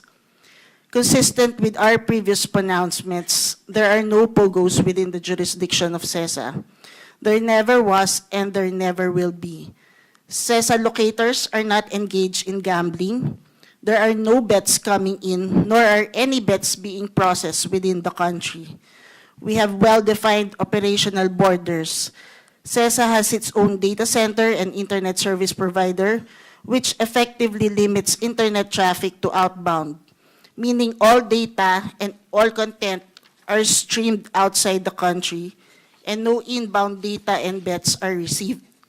Control over the data center and the internet service provider provides CEZA with the unique ability to monitor inbound and outbound traffic, thus ensuring data integrity from source to destination of CEZA stakeholders. IP blocking is also in place, which prevents users from the Philippines and other countries where online gambling is prohibited from accessing the websites. Geographically, our area of operations is also well secured. We only have one entry and exit point, thus allowing us to implement control measures over visitors, local or foreign, into the zone. In fact, for many months now, we have instituted a visitor screening system that allows us to say with a high degree of confidence that no individuals fleeing from anti-POGO operations elsewhere in the country will be allowed to enter our zone. CEZA issues the working visas of expats intending to work within the zone. Hence, we can effectively limit the ratio of Filipino to foreign employees. At present, we are maintaining 80% Filipinos and only 20% or less foreign employees, which prevents the proliferation of foreign individuals inside the zone. CEZA has also been cleared by AMLC as compliant to AMLA. This can be attributed to the strict monitoring and continuous efforts to educate our locators regarding AML rules and regulations. Finally, our CEZA locators have never been involved in crimes associated with POGO operations like human trafficking and other allied crimes. A certification from PNP Santa Ana and PNP Region 2 is hereby submitted to the committee to affirm such assertion. And lastly, we are taking additional technological advancements such as dedicated Internet Protocol Exchange, eKYC platform, digital identification system that is fully integrated with the eKYC, and dynamic website seal, among others, to ensure that CEZA's operation and its locators will remain to be POGO-free. Thank you, Madam Thank you, Chair. Attorney.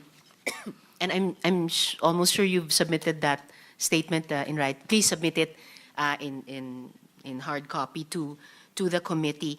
And the chair notes the important references to the RA, the Republic Act itself, the Charter of CEZA, and the executive order issued by the Office of the President and the Executive Secretary, the participation of the CEZA administrator in the anti-illegal offshore operations, as well as the other details given in the letter to substantiate the position stated earlier about not having POGOs and never going to have POGOs. But again, just to be very clear about the words we are using, so does CEZA have offshore gambling operations?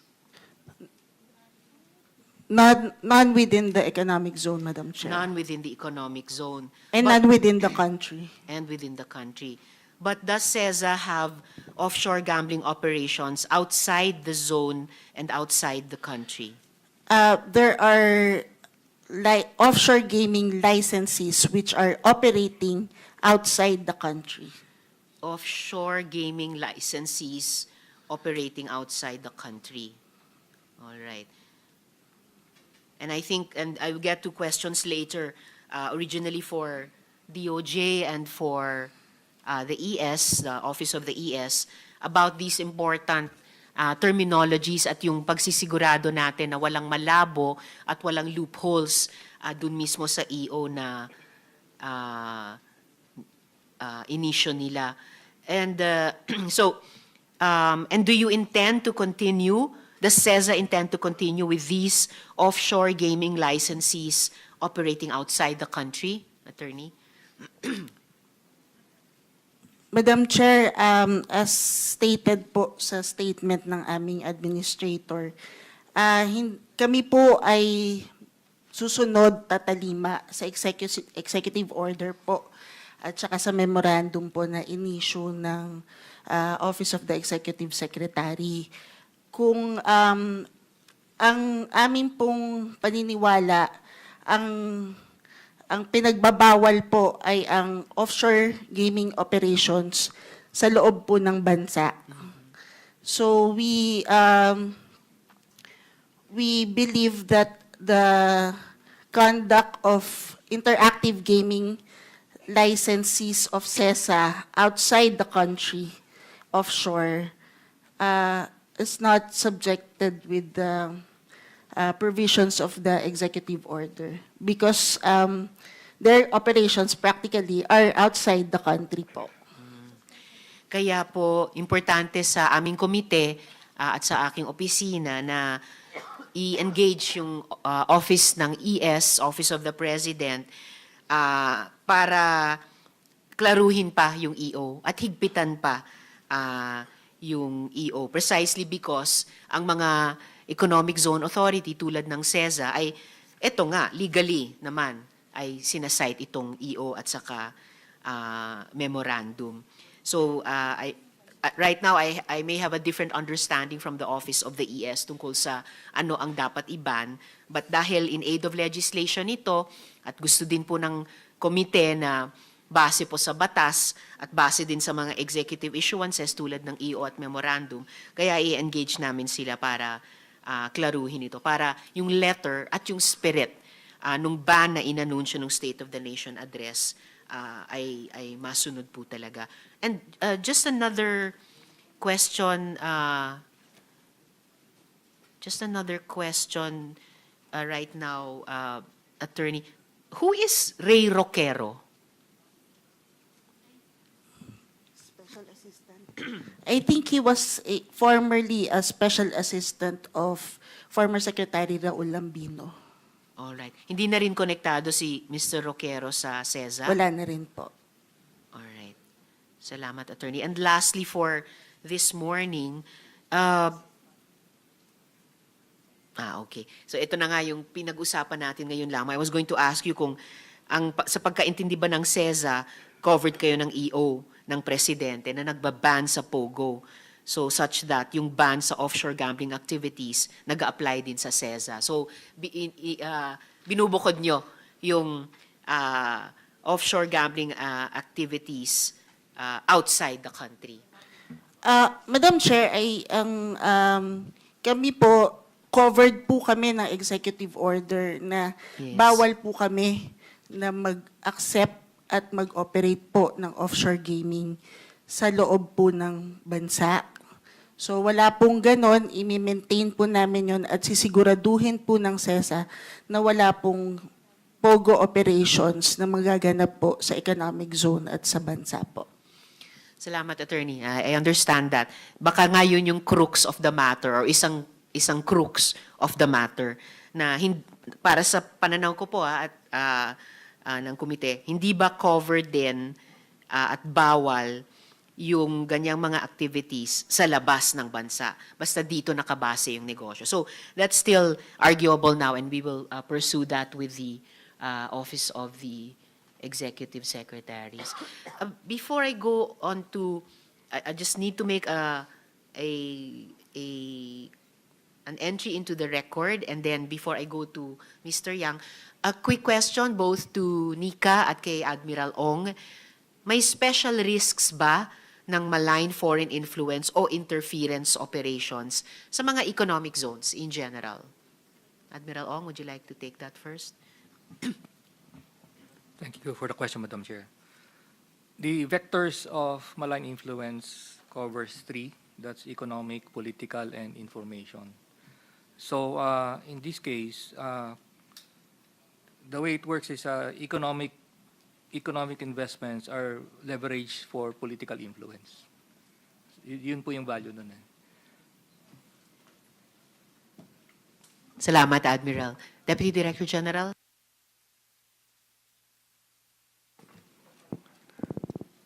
Madam Chair, the problem we see with what's happening now is that the economic investments, or even just the mere enticement of a huge investment,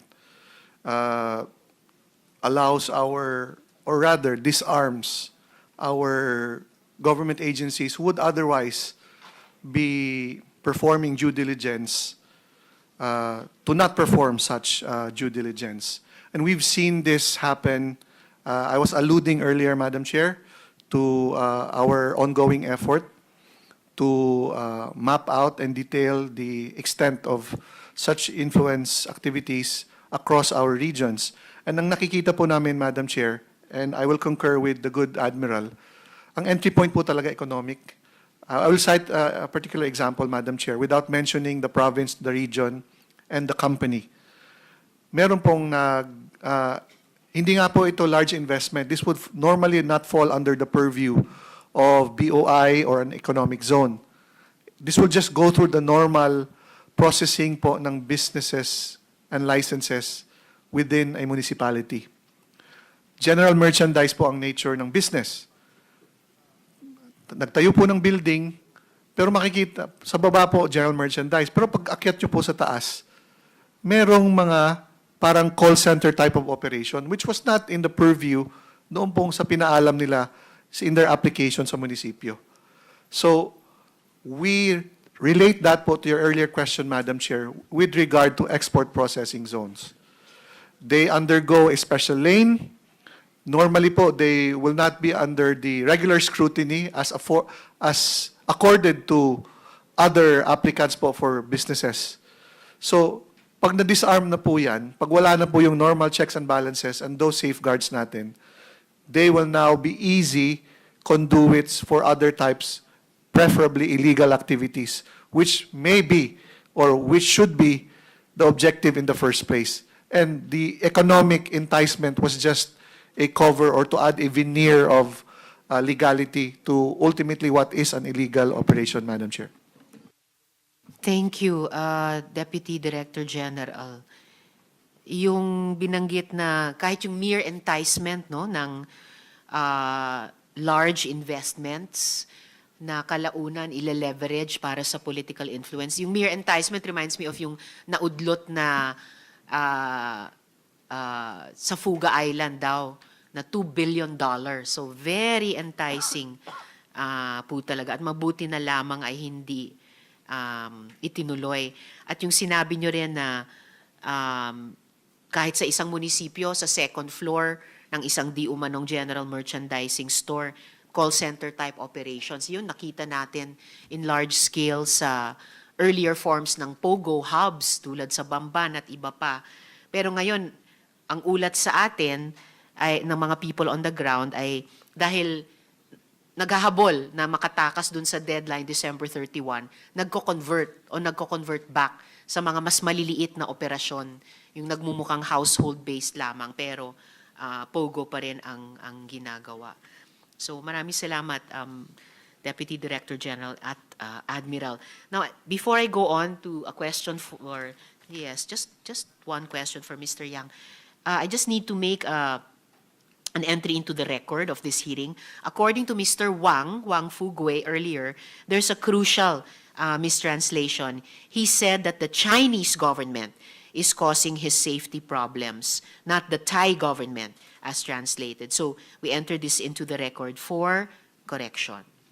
All right. So now to Mr. Yang. Mr. Yang, and again, please assist the chair, Ms. Carolyn. Thank you. Mr. Yang, your file is also in the possession of CEZA. Do you wish to explain that? 杨先生，你的文档也在舍之江他的文档里面，那你能不能解释这个？我真的我也不认识他，我也不知道怎么有什么文档啊。 I don't know him and I don't know about this document.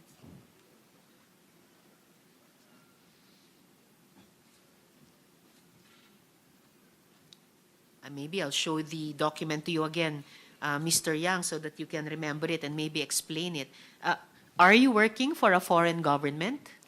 你是否为国外的政府工作呢没有啊。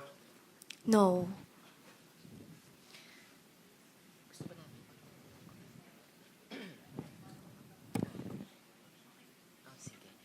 All right, Mr. Yang.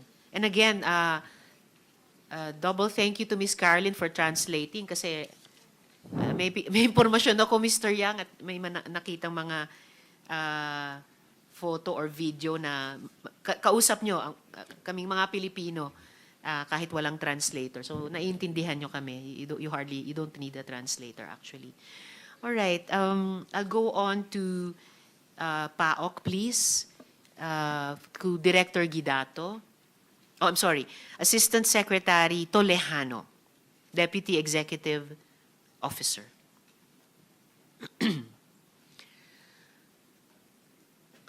Yes, sir. Sir, nakapagsumpa na kayo in previous hearings, tama po? Yes, I remember.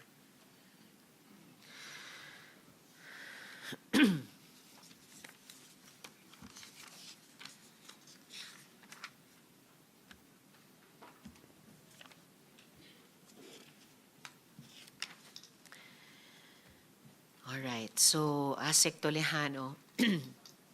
Sir, lumabas na po ba yung pangalan ni Shi Zhejiang sa mga investigasyon nyo sa POGOs?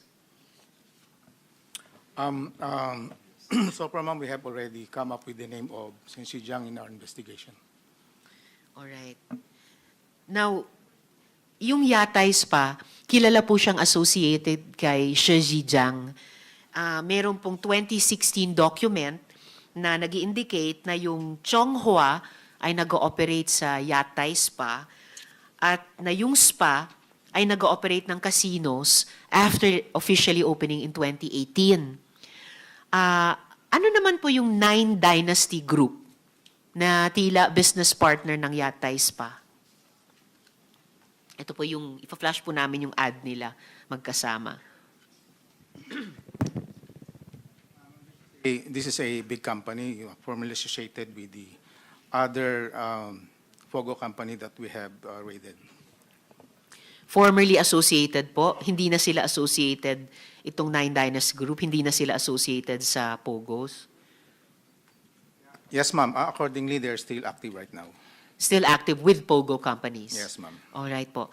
So sa inyong pagkaunawa, ano yung nature ng business nitong Nine Dynasty Group? Basically, ma'am, it's there more on gaming operations. Gaming operations. At tama po ba na may connection itong Nine Dynasty Group sa Rivendell, yung POGO sa Pasay na kayo at ang DOJ iyakat ay ang nag-raid? Ma'am, maybe we can allow Director Guidato is more. All right, sir. And Director, you did take the oath earlier, sir, no? Yes, ma'am. Yes, sir. So, Director Guidato, may connection nga ba itong Nine Dynasty Group at saka yung Rivendell? Yes, Your Honor. They have the same incorporators, actually. All right. And itong si Casmir Romero Eliazar, presidente ng Rivendell, so siya rin ay isa sa incorporator ng Yeah. Nine Dynasty Group. Yes, ma'am. All right. So, as POGOs are winding down their operations, we've heard of guerrilla scam operations and even former POGO workers forming their own POGO companies and scam companies. Pwede po bang magbahagi ang PAOK ng insights kung gaano kalawak yung mga operasyong ito? Ano yung mga plano para siguruhin na yung mga scamming activities talagang mapapatigil? Dahil po sa pagkaka-issue ng Executive Order number 74, yun po ang magiging IRR kung how we are going to do the operations against these POGOs. Hopefully, by the end of the year, matatapos na po natin yung mga coordinations at malalagyan na po natin yung mga standard operating procedures to completely stop the operations of these offshore gamings. ganong kalawak po yung operasyon ng mga guerrilla scam operations at mga scam companies na binubuo ng mga dating POGO workers? Ganito po yan, ma'am. If I may, yung malalaki po ng mga POGO companies that we have raided before or that were existing before, ang nakikita po namin sa kanila ngayon is nagbe-breakdown sila into smaller groups. Some are even branding themselves now as BPOs. Yeah. So, iba-iba po ang style po nila, but most of them, nagiging mga guerrilla groups na into tens, 20s, where before they were operating in thousands. So, just like what we found in Parañaque, when we raided the Parañaque group, nakita po namin doon sa isang subdivision na meron silang inokupa na 45 houses within the subdivision. Ganun po ang nangyayari po ngayon. They are breaking down to smaller groups. Alright. Smaller groups pero maramihan pa rin. So maaring 10 to 40 workers pero sa 45 na bahay sa iisang subdivision. Yes po. Ganun po ang nakikita po namin. At some, like for example, yung isang recent trade namin, ang branding po nila sa kanilang kumpanya is BPO na po. Yes. Po. Importante po yun kasi yung BPOs, tulad ng remittances ng ating mga OFWs, yung BPOs ang isa sa top revenue generators talaga para sa gobyerno at para sa ekonomiya. Yes, ma'am. Napakaganda po talaga ng mga BPOs actually. Yes, of Kung course. straight BPOs, napakaganda po talaga. It's a revenue generating Yes. group. But of course, like for example, yung POGO, dati maganda naman po yan kung talang straight POGO. Pero dahil nga po sa nahaluan ng napakaraming mga problema na lahat na po sila nagkadamay-damay na po, naging masama na po yung pangalan ng POGO. Hopefully, wag po itong mangyari sa mga BPOs. Anong context po lumalabas yung pangalan ni Shi Zhejiang at ano yung connection niya sa POGOs? Si Shashi Jiang po ay nag-operate po before dito sa Pilipinas. At ang kanyang ginawa rin po dito is offshore gaming. But that was way beyond before yung pagkaka-create po ng administration ng isang oversight body katulad po ng PAGCOR. Wala pa po yung PAGCOR na control at that time over sa mga offshore gamings. So, siya po yung isa sa pinakamalaki before. Si Shi. Opo. Si Shi Zhejiang, isa sa pinakamalaki. When you say isa sa pinakamalaki, bakit? Ilang POGO licenses ang ina-account for ni Shi?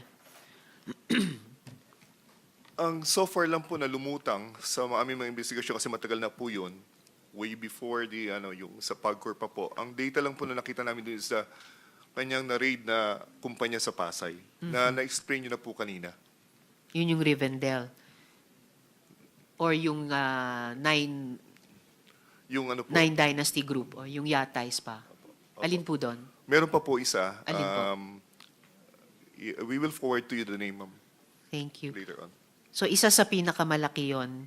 Pero lahat-lahat, alam na po ba ninyo sa inyong investigasyon kung saan lumabas yung pangalan ni Shi Zhejiang tungkol sa POGOs? Kung ilan ang POGOs na kanya? We are still looking at it, ma'am. Kung ilan po. Alright. Isasubmit nyo naman po sa komite, ano po? Yes, ma'am. And ano po namang opinion nyo? Okay. Ano naman pong opinion nyo sa sinabi kanina ng CEZA resource person na walang POGOs doon at itutuloy lang nila ang ginagawa na nila sa ngayon? So yung offshore gaming licensees operating outside the zone and outside the country, ano pong opinion nyo doon? Yun po ang report nila, ma'am. So, hindi pa po namin natitignan ko. Pero circumvention po ba yun ng ban ng POGOs or yung EO or yung memo? Actually, ma'am, after the issuance of the EO 74, nag-issue po si Executive Secretary Bersamin ng isa pong memorandum to CEZA to adhere to the provisions of the EO 74. So, babalikan po talaga namin yung Office of the ES para klaruhin yung tingin namin ay malabo pa rin sa EO at punuin yung mga gaps na nakikita pa namin sa EO na yon. Huli sa ngayon para sa... sorry. So, ganong kalawak po yung nakita ninyo, halimbawa sa Parañaque, yung nakikita ninyo na nagbe-break up into smaller groups o nagpapanggap na BPOs. Ito ba sa Metro Manila lang or sa iba pang bahagi ng Luzon o sa lahat ng regions tulad ng sinasabi ng NICA na area of concern nila, at least as far as POGOs related to espionage are concerned? Dahil po sa active ang PAOK dito po sa area ng Luzon area, we found that most of the POGOs are now in several areas of Visayas and even in Mindanao, ma'am. Okay. Nandun na po sila ngayon. So nationwide na talaga. Opo. And totoo, dahil bukod sa mga na-raid nyo dito at inimbestiga namin sa Luzon, merong Cebu sa Visayas, merong Cagayan de Oro sa Mindanao, at posibleng iba pa. Madami po sila. Marami. Okay. Alright. So huli po para sa PAOK ngayong umaga, Director. Yes. Ano pa po yung mga nakikita nyo mga patterns ng mga POGO enterprises ngayong pasara na yung mga official na POGO?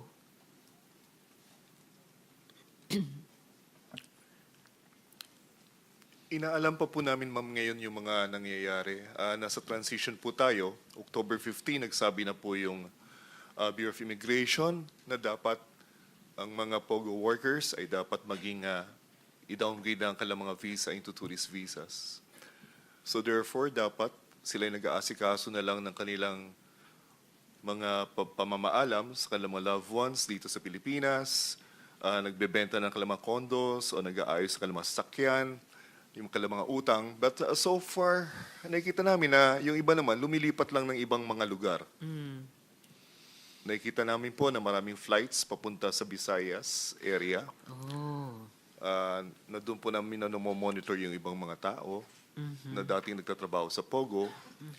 At nakikita rin po namin na yung iba naman, pinapalitan na yung kanilang mga pangalan sa Securities and Exchange Commission. Nagiging BPO na lang po. So hopefully, magkakaroon po kami ng meeting para po sa implementation ng EO 74. Doon po namin naayusin with other agencies on how we are going to do about the solving of these problems, ma'am. Alright. Salamat po para dyan, Director. So, interesting, no? Look out or wake-up call din ito or maybe just a cautionary note to SEC. Lalo na dun sa mga nagpapanggap na lang na BPO. Nagpapalit lamang ng pangalan and yung nature of enterprise nila. Alright. Salamat, Director Kidato at kay Asek Tolejano. Tamang-tama. Susunod na tanong ko para kina Attorney Pagirigan sa SEC. Yes, sir. Alright, Attorney Jonathan Pagirigan.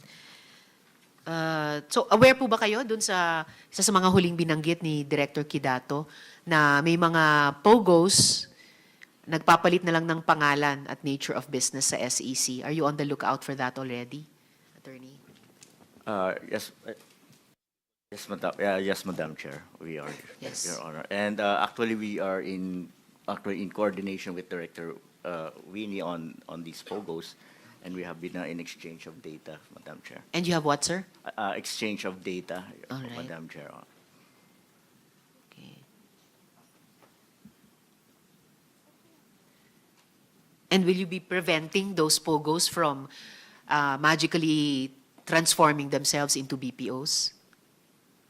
With the advent of the executive order issued by the President, Madam Chair, we are actually taking steps to assure that those who are actually engaging in POGOs would be informed and to comply with the executive order, Madam Chair.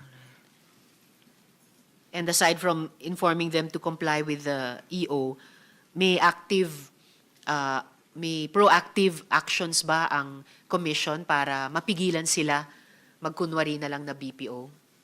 Yes, Madam Chair. If we find or discover that these corporations or those engaging in POGO still continue to engage in POGO, definitely the SEC will take the necessary action, Madam Chair. Pero corrective action na lang ba yon kung mag-convert sila into BPO pero mag-POGO pa rin pagkatapos? Hindi ba kasama sa exchange of data nyo yung data tungkol sa mga kasalukuyang POGO, tapos gaya ng sinabi ni Director Kidato, tatakbo sa SEC para magrehistro ulit pero kunyari BPO na sila? May I confer quickly with my colleague, Yes, Madam please. Chair? Yes, please.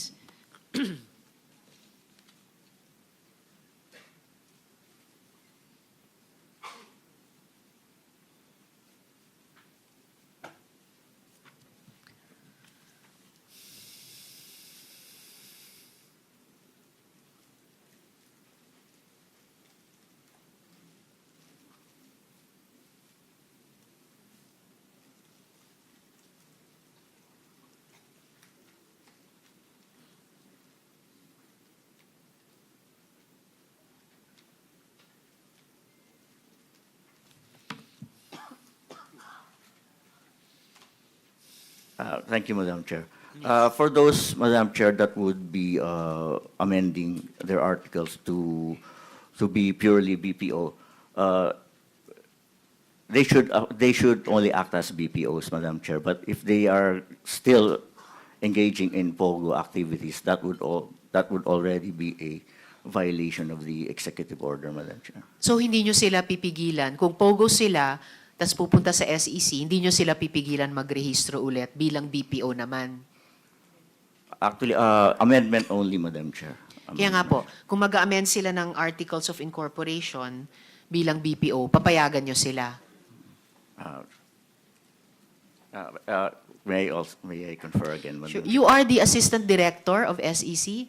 Yes, but Who for do you the need to confer with? Enforcement and Investor Protection Report, I'm conferring with our company registration and monitoring department, Alright. Madam Chair. So yun yung tanong ko sa ngayon, hindi nyo ba pipigilan yung mga POGO ayon sa datos ng PAOK na magpapalit ng articles sa SEC bilang BPO? May I confer again, Yes, Madam please. Chair?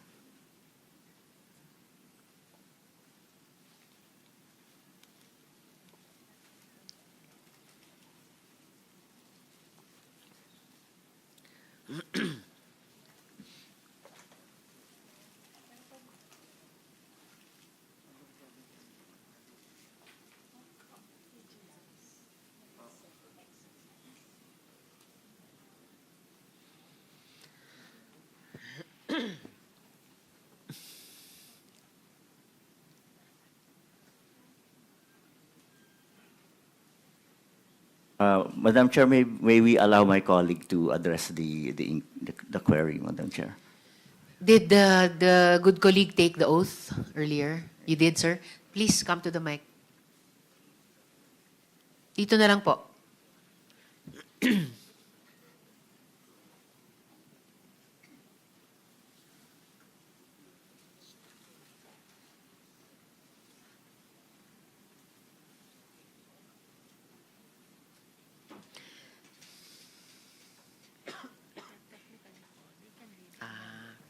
I see. Okay. Okay. Yeah. Yes, sir. You are? Good morning, Madam Good Chair. morning. I am Attorney Hale Oliver M. Labayo of the Company Registration and Monitoring Department of the Attorney Securities and Labayo. Exchange Yes, Commission sir. po. Magandang umaga po. Magandang umaga. So, baguhin ko ng konti yung tanong ko. Kapag may POGO, pupunta sa SEC para i-amend yung kanilang articles bilang BPO na, anong vigilance ang i-exercise ng SEC para siguruhin na di na lang nila ulit lolokohin yung gobyerno? Madam Chair, yung mga legitimates naman po na POGOs, yung hindi naman sila na-revoke, dahil wala po silang violation sa batas po, they can still apply for an amendment po, ma'am. Papunta po sa BPO, ma'am. Provided naman po, ma'am, nagpalagay naman po kami ng kuletilya na susunod po sila sa batas. In case po, ma'am, na binayolate po nila yung BPO po, ma'am, may consequence po yun, ma'am.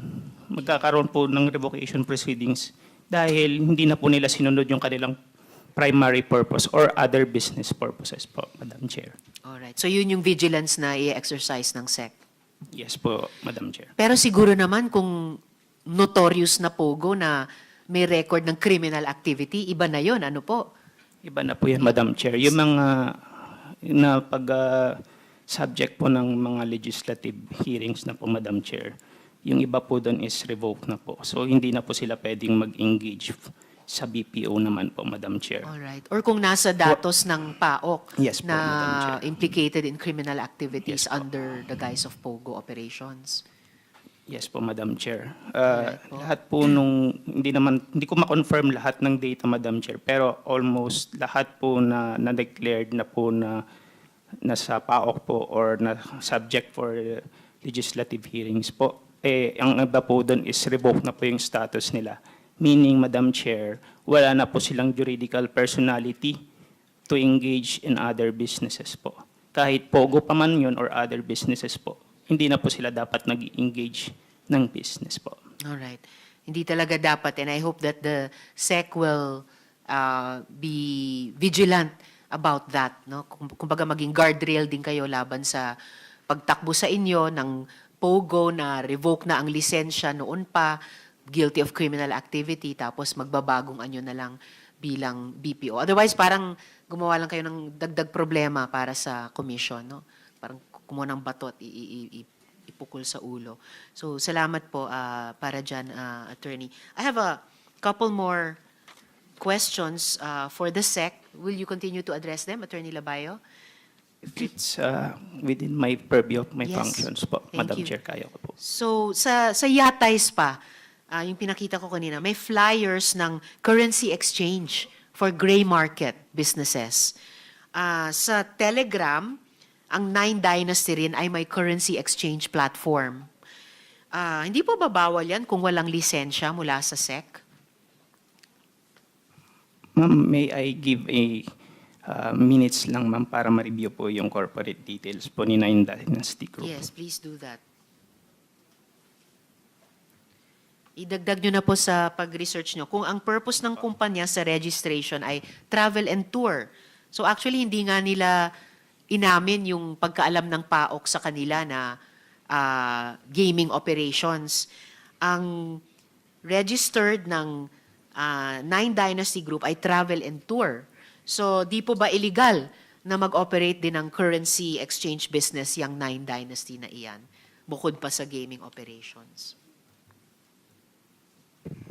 Ma'am, kung... Yes, Attorney. Madam Chair, kung mag-operate po sila ng foreign exchange po, dapat meron po silang endorsement coming from the Bangko Sentral of the Pilipinas po. Okay. Madam Chair, may I read po yung primary purpose po ni Nine Dynasty Group po. Alright. Maiksi lang naman Yes. yan, di ba? Yes, please Apo. proceed. Nine Dynasty Group is primary function or the primary purpose is to operate as travel and tour company which provide high standard of service suitable to tourists seeking entertainment, recreation, sports, enjoyment, and relaxation by determining their needs, arranging their travel and accommodation, and many other perks. Tapos ma'am, ang kanyang secondary purpose is to act as managers or managing agency of persons, firms, associations, corporation, partnership, and other entities to provide management and technical advice and assistance on office and logistical requirements for commercial, industrial, manufacturing, and other kinds of enterprises, and to undertake, carry on, assist, or participate in the promotion, organization, management, liquidation, or organizations or corporation, partnership, and other entities except the management of funds, securities, portfolios, or similar assets of the managed entities of the corporation. Yun po, Madam Chair, ang kanyang primary at saka secondary purpose po. So, hindi po listed po yung foreign exchange po. That's right. Salamat, attorney. Hindi listed yung gaming operations, hindi rin listed yung foreign exchange. And in fact, dito sa secondary purpose, may exception pa, except management of funds and securities. So bukod po sa, kung pag-check namin sa Bangko Sentral, hindi nila endorsed ang Nine Dynasty Group para sa currency exchange, wala rin silang lisensya para doon mula sa SEC. Tama po ba? Opo, Madam Chair, yung wala po. Wala. And lastly po para sa SEC ngayong umaga, ayun, well, nasagot nyo na rin po. Kasi travel and tour nga po yung primary purpose nila. So, illegal mag-operate ng currency exchange business itong Nine Dynasty Group. Yes po, Madam Chair. Alright, salamat, attorney. Bago ako dumako sa AMLAC, a quick question para sa PAOK at para din sa PAGCOR. Sino pong nandito para sa PAGCOR? Yes, ma'am. Attorney Carrion. Attorney, tama po ba? Oh, I'm so sorry. I can't see the whole. So, yes, ma'am Carrion. A quick question to both. Ilang POGO licenses ang ibinigay kay Michael Yang?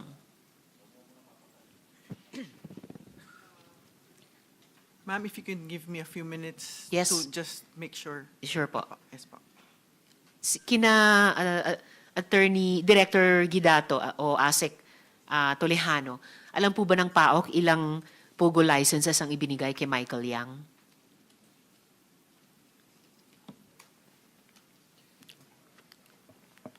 We will ask. Yes, please. And could you let the committee know within this hearing? Thank you. So, humahaba yung listahan ng, hindi naman, dalawa pa lang. Yung pangalawang tanong ko kanina sa DFA at itong tanong ngayon sa PAOK at PAGCOR. So, dako na muna sa AMLAC. I'm sorry. Yes, AMLAC. Attorney Arpon. Magandang Yes, umaga sir. po, Madam Chair. Magandang umaga po.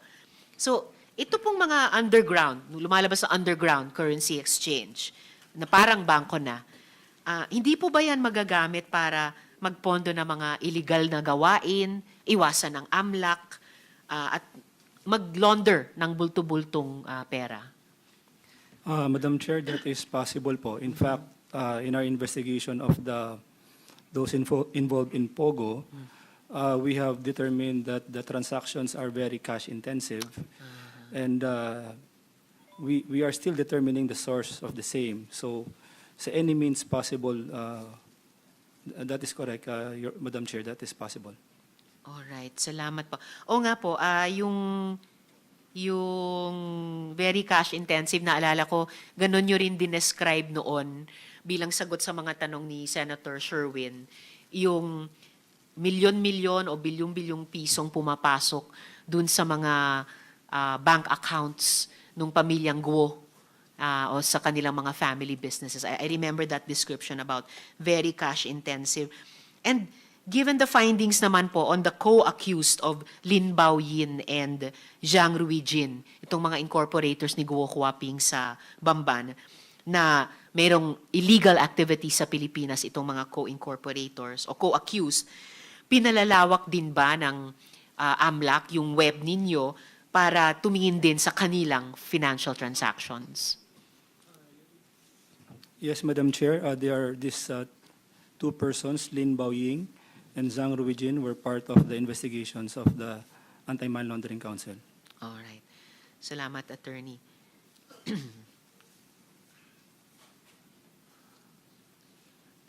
Follow-up lamang po before I let you go for now. Aware po ba ang AMLAC sa anumang unregistered e-wallets na nag-ooperate dito sa Pilipinas?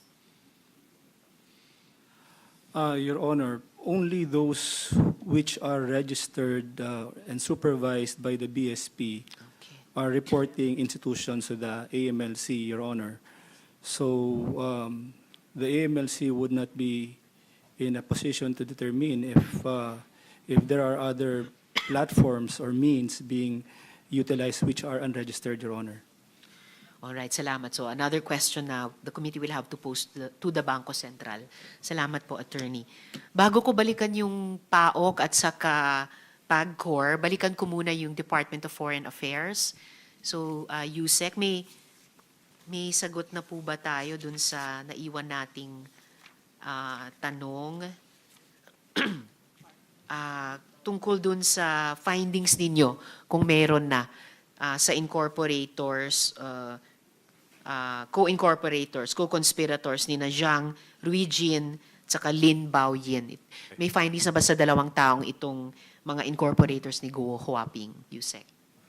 Thank you, Madam. Just again, what we have so far is our reporting from Philippine Embassy in Singapore. So ito si Mr. Zhang at si Ms. Lin were among the 10 foreign nationals busted in Singapore's record money laundering case in 2023, worth over 3 billion Singapore dollars.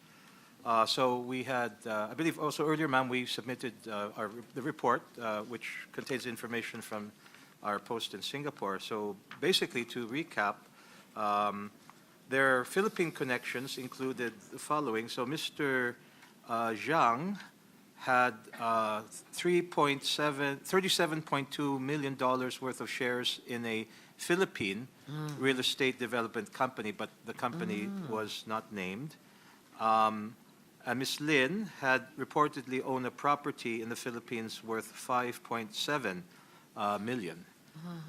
But the update... Dollars or pesos, sir? Dollars, ma'am. Dollars, okay. Is this Singapore? Yes, sir, and the updates. Yes.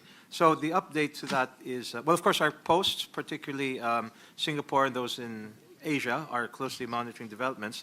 The latest development is that the two individuals also have Cambodian citizenship. So they were deported to Cambodia in July 2024. All right. So, but we continue to monitor, but those are the major developments as of now, Madam. Thank you. Thank you, Yusek. This 5.7, if I heard it right, $1 million worth of property of Lin Baoyin, where in the Philippines is that? Or is that in another country, Yusek? In the Philippines. In the ma'am. Philippines. Where in the Philippines is that? We don't have that information, but we're asking our post to, again, try to find more detail, but as of now, we don't have the exact location, ma'am. Yes, please. And is the embassy also trying to identify the Philippine company in which Zhang Ruijin has interest worth, did I get it correctly, $37.2 million? Yes, ma'am, of shares, yes. Of shares? Yes. Is the embassy trying to identify this company? We were trying, but we don't, when we have an update, we will inform you, ma'am. Yes, please. Thank you. Ang SEC po ba, nalalaman kung anong kumpanya ito na may $37.2 million worth of shares si Zhang Ruijin? Madam Chair, siguro dahil manual na po yung paghahanap ng tao, maybe we allowed a ample time to Yes, look. please.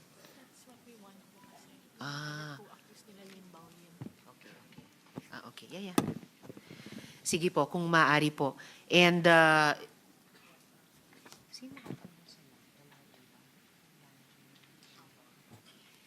the committee will also request the Land Registration Authority for information para pagtulungan na lang ng komite at ng Department USEC yung location nitong lupang pagmamayari naman ni Lin Baoyin worth $5.7 million.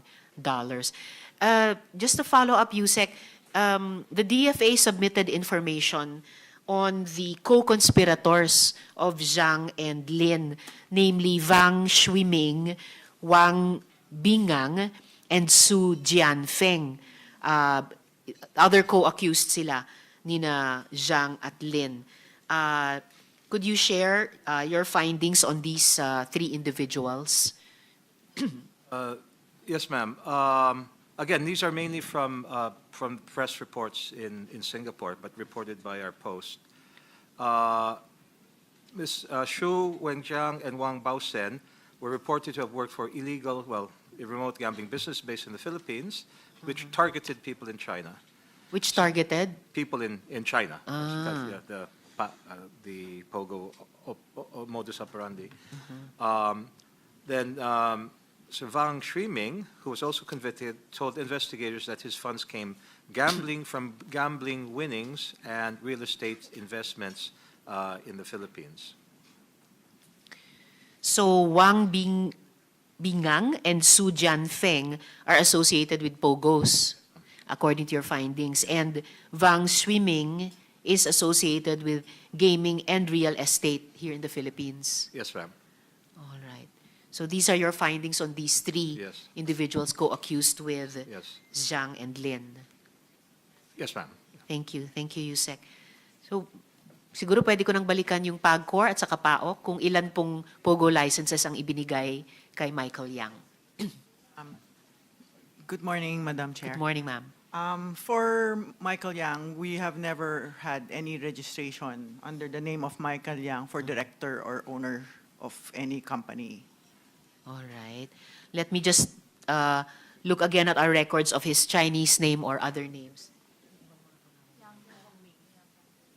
Yang Hongming. Did PAGCOR give any POGO licenses to Yang Hongming? A few minutes lang. Yes, sure, ma'am. Thank you. Ang PAOK, alam nyo ba kung ilang POGO licenses ang ibinigay kay Michael Yang o kay Yang Hongming? There were reports that he has several companies, ma'am. But ang problem po doon sa amin during the investigation is that most of these personalities, they have their own fronts. Mga iba po yung nakalagay sa kanilang mga Securities and Exchange Commission documents. Kaya po, hindi mo talaga ma-attribute sa kanila directly. So PAOK has no number on the number of POGO licenses given to Yang Hongming or Michael Yang. Yes, ma'am. There were reports Yes. that they own these companies, but of course, when you look directly at the records, you cannot see their hands on it. And speaking of reports, I remember maybe 3 years ago, nung investigasyon namin laban sa POGO, sa social costs ng POGO, dun sa issue ng illegal recruitment and detention, may foreign woman, victim survivor nila, na nagkuwento na tuwing hihingiin niya yung passport niya, foreign passport, na kinumpiska ng mainland Chinese bosses niya sa POGO dito, naglaps na kasi yung visa niya, magagalit sila, sasabihin nila sa kanya, meron kaming malakas na backer. And they would say that this strong backer was, their words according to her, the father of POGO here in the Philippines. And yung pangalang ito, yung name drop nila. Ang SEC kaya, meron kayong any records of then legal POGOs na may pangalang Michael Yang or Yang Hongming? We'll check po Yes, muna, please. Madam Chair. Thank you. Thank you very much. So, and Ma'am Carion, does PAGCOR have any information now on Yang Hongming and POGO licenses? Ma'am, we're still checking. All right, thank you. I'll just Sorry. return to you later. Salamat po. All right.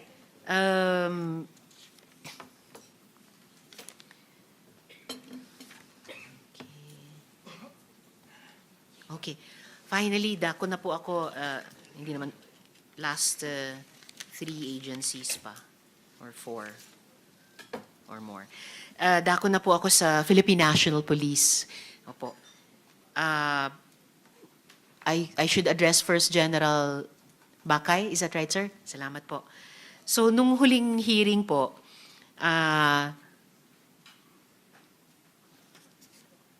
sinimulan pong talakayin ni General Macapas ang PNP Intelligence Group report sa debriefing na ginawa po kay Guo Huaping noong nahuli siya sa Indonesia. And of course, sir, with a view to ensuring that any ongoing investigation is not compromised, ano pong maaari ninyong ibahagi mula sa PNP-IG debriefing report, sir? Good morning, Mr. Chair, Madam Chair. Good morning, sir. I just referred the question to General Macapas since he's here. Yes, sir. Salamat Thank you very po. much. Thank you, sir. General Macapas, sir. So ano na pong maibabahagi nyo mula dun sa debriefing report ng PNP-IG? Good morning po, Madam Chair. Morning. Unang-una po, ma'am, I should say that from the time that I was relieved from the Office of the Intelligence. I am, by principle, ma'am, sa policy namin, I am stopped to share any information. So, I have no authority as of now to share anything about my previous work as a matter of policy. The second, ma'am, is that some of those information are concerns national security, so I cannot share it with her. Here, ma'am. All right. Thank you. Thank you, General Macapas. By any chance, nandito po yung current head ng IG? Wala po. She is not invited, ma'am. Kung alam ko lang na stopped kayo, dapat inimbita ko sila. Alright. Dahil sinight nyo rin yung national security concerns, I wondered, Deputy Director General, would NICA have any information about and analysis on the PNP-IG debriefing report or any of its contents? Balikan ko po kayo, General Macapas, please. Yes, sir. I will have to check, Madam Chair. All right. I will get back to you since Thank we have very strong ongoing coordinations with your committee. We will update you as soon as possible. Thank you very much, Deputy Director General. So, hayaan nyo na lang po ako, General Macapas and or General Bakay, i-field pa yung ibang mga tanong ko. Sabihin nyo na lang kung may makakalusot dun sa stopped at saka national security concerns. May mga matataas po bang former o current government officials na sinangkot si Guo Huaping o ni Guo Huaping sa sindikato ng POGO? Negative po, ma'am. Negative na wala siyang sinangkot or negative na hindi nyo masasagot yung tanong? So far, ma'am, wala siyang, during the conduct of the debriefing, wala po siyang sinabing government officials na sinangkot. So hindi pala kayo stop. Pwede po kayong sumagot basta negative yung sagot. Ano, ma'am, yun lang yung, ma'am, kung baga hindi naman siya, it does not entail national security as of now. All right. It does. Okay. So kung yung pag-identify ng government officials ay hindi covered ng national security concerns, anong national security concerns yung covered nung PNP-IG debriefing report? Ma'am, I am concerned, it will entail international relations. So I cannot talk it here. All right. International relations between Philippines and Indonesia. General Macapas. Ganun ba yun? Or ibang bansa pa po? General Macapas. Yes, ma'am, it may entail another country, ma'am, aside from Indonesia. Aside from Indonesia. So China. Hindi po. Hindi China. Posibleng China. Alright, so Indonesia and posibleng China.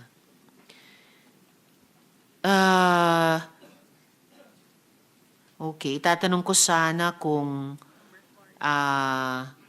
nabanggit ba yung mga pangalan ng sino mang government officials na sinangkot sa hearings na ito, pero sabi nyo walang isinangkot si Guo Huaping.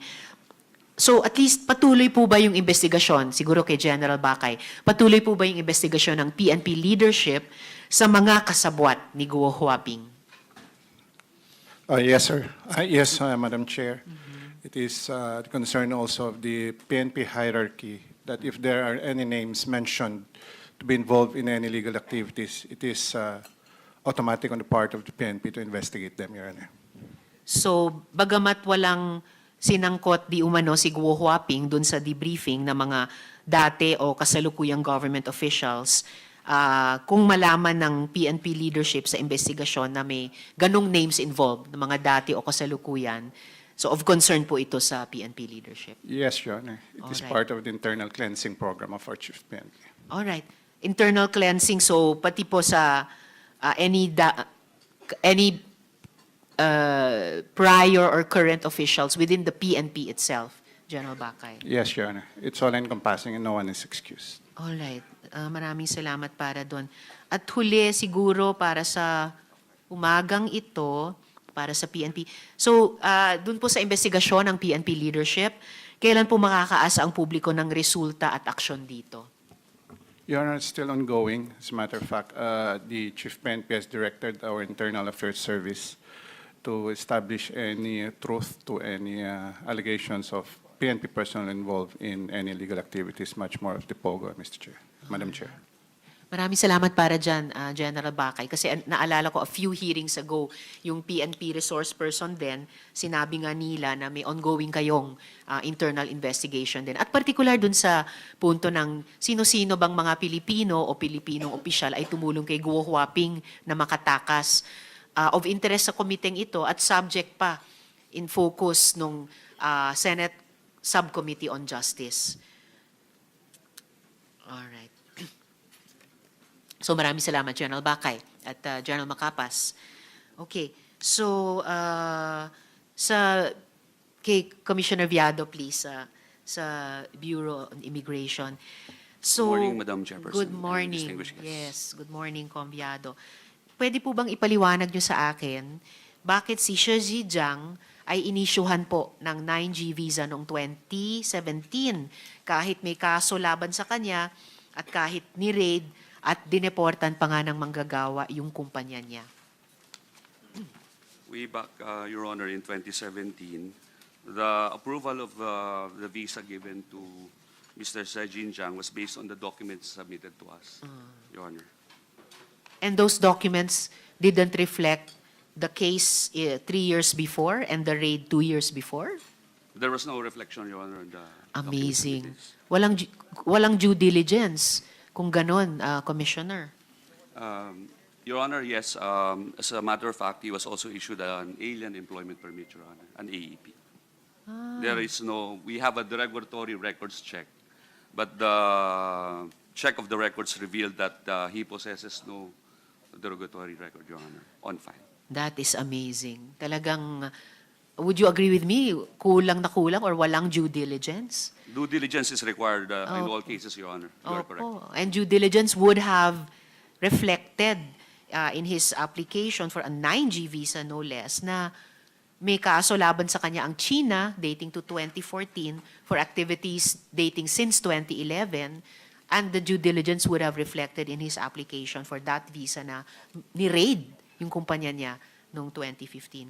And Yes. dagdag pa pong nakakapagtaka, parang totally pong palang nabura yung 2015 deportation order sa mga empleyado ng Chonghua.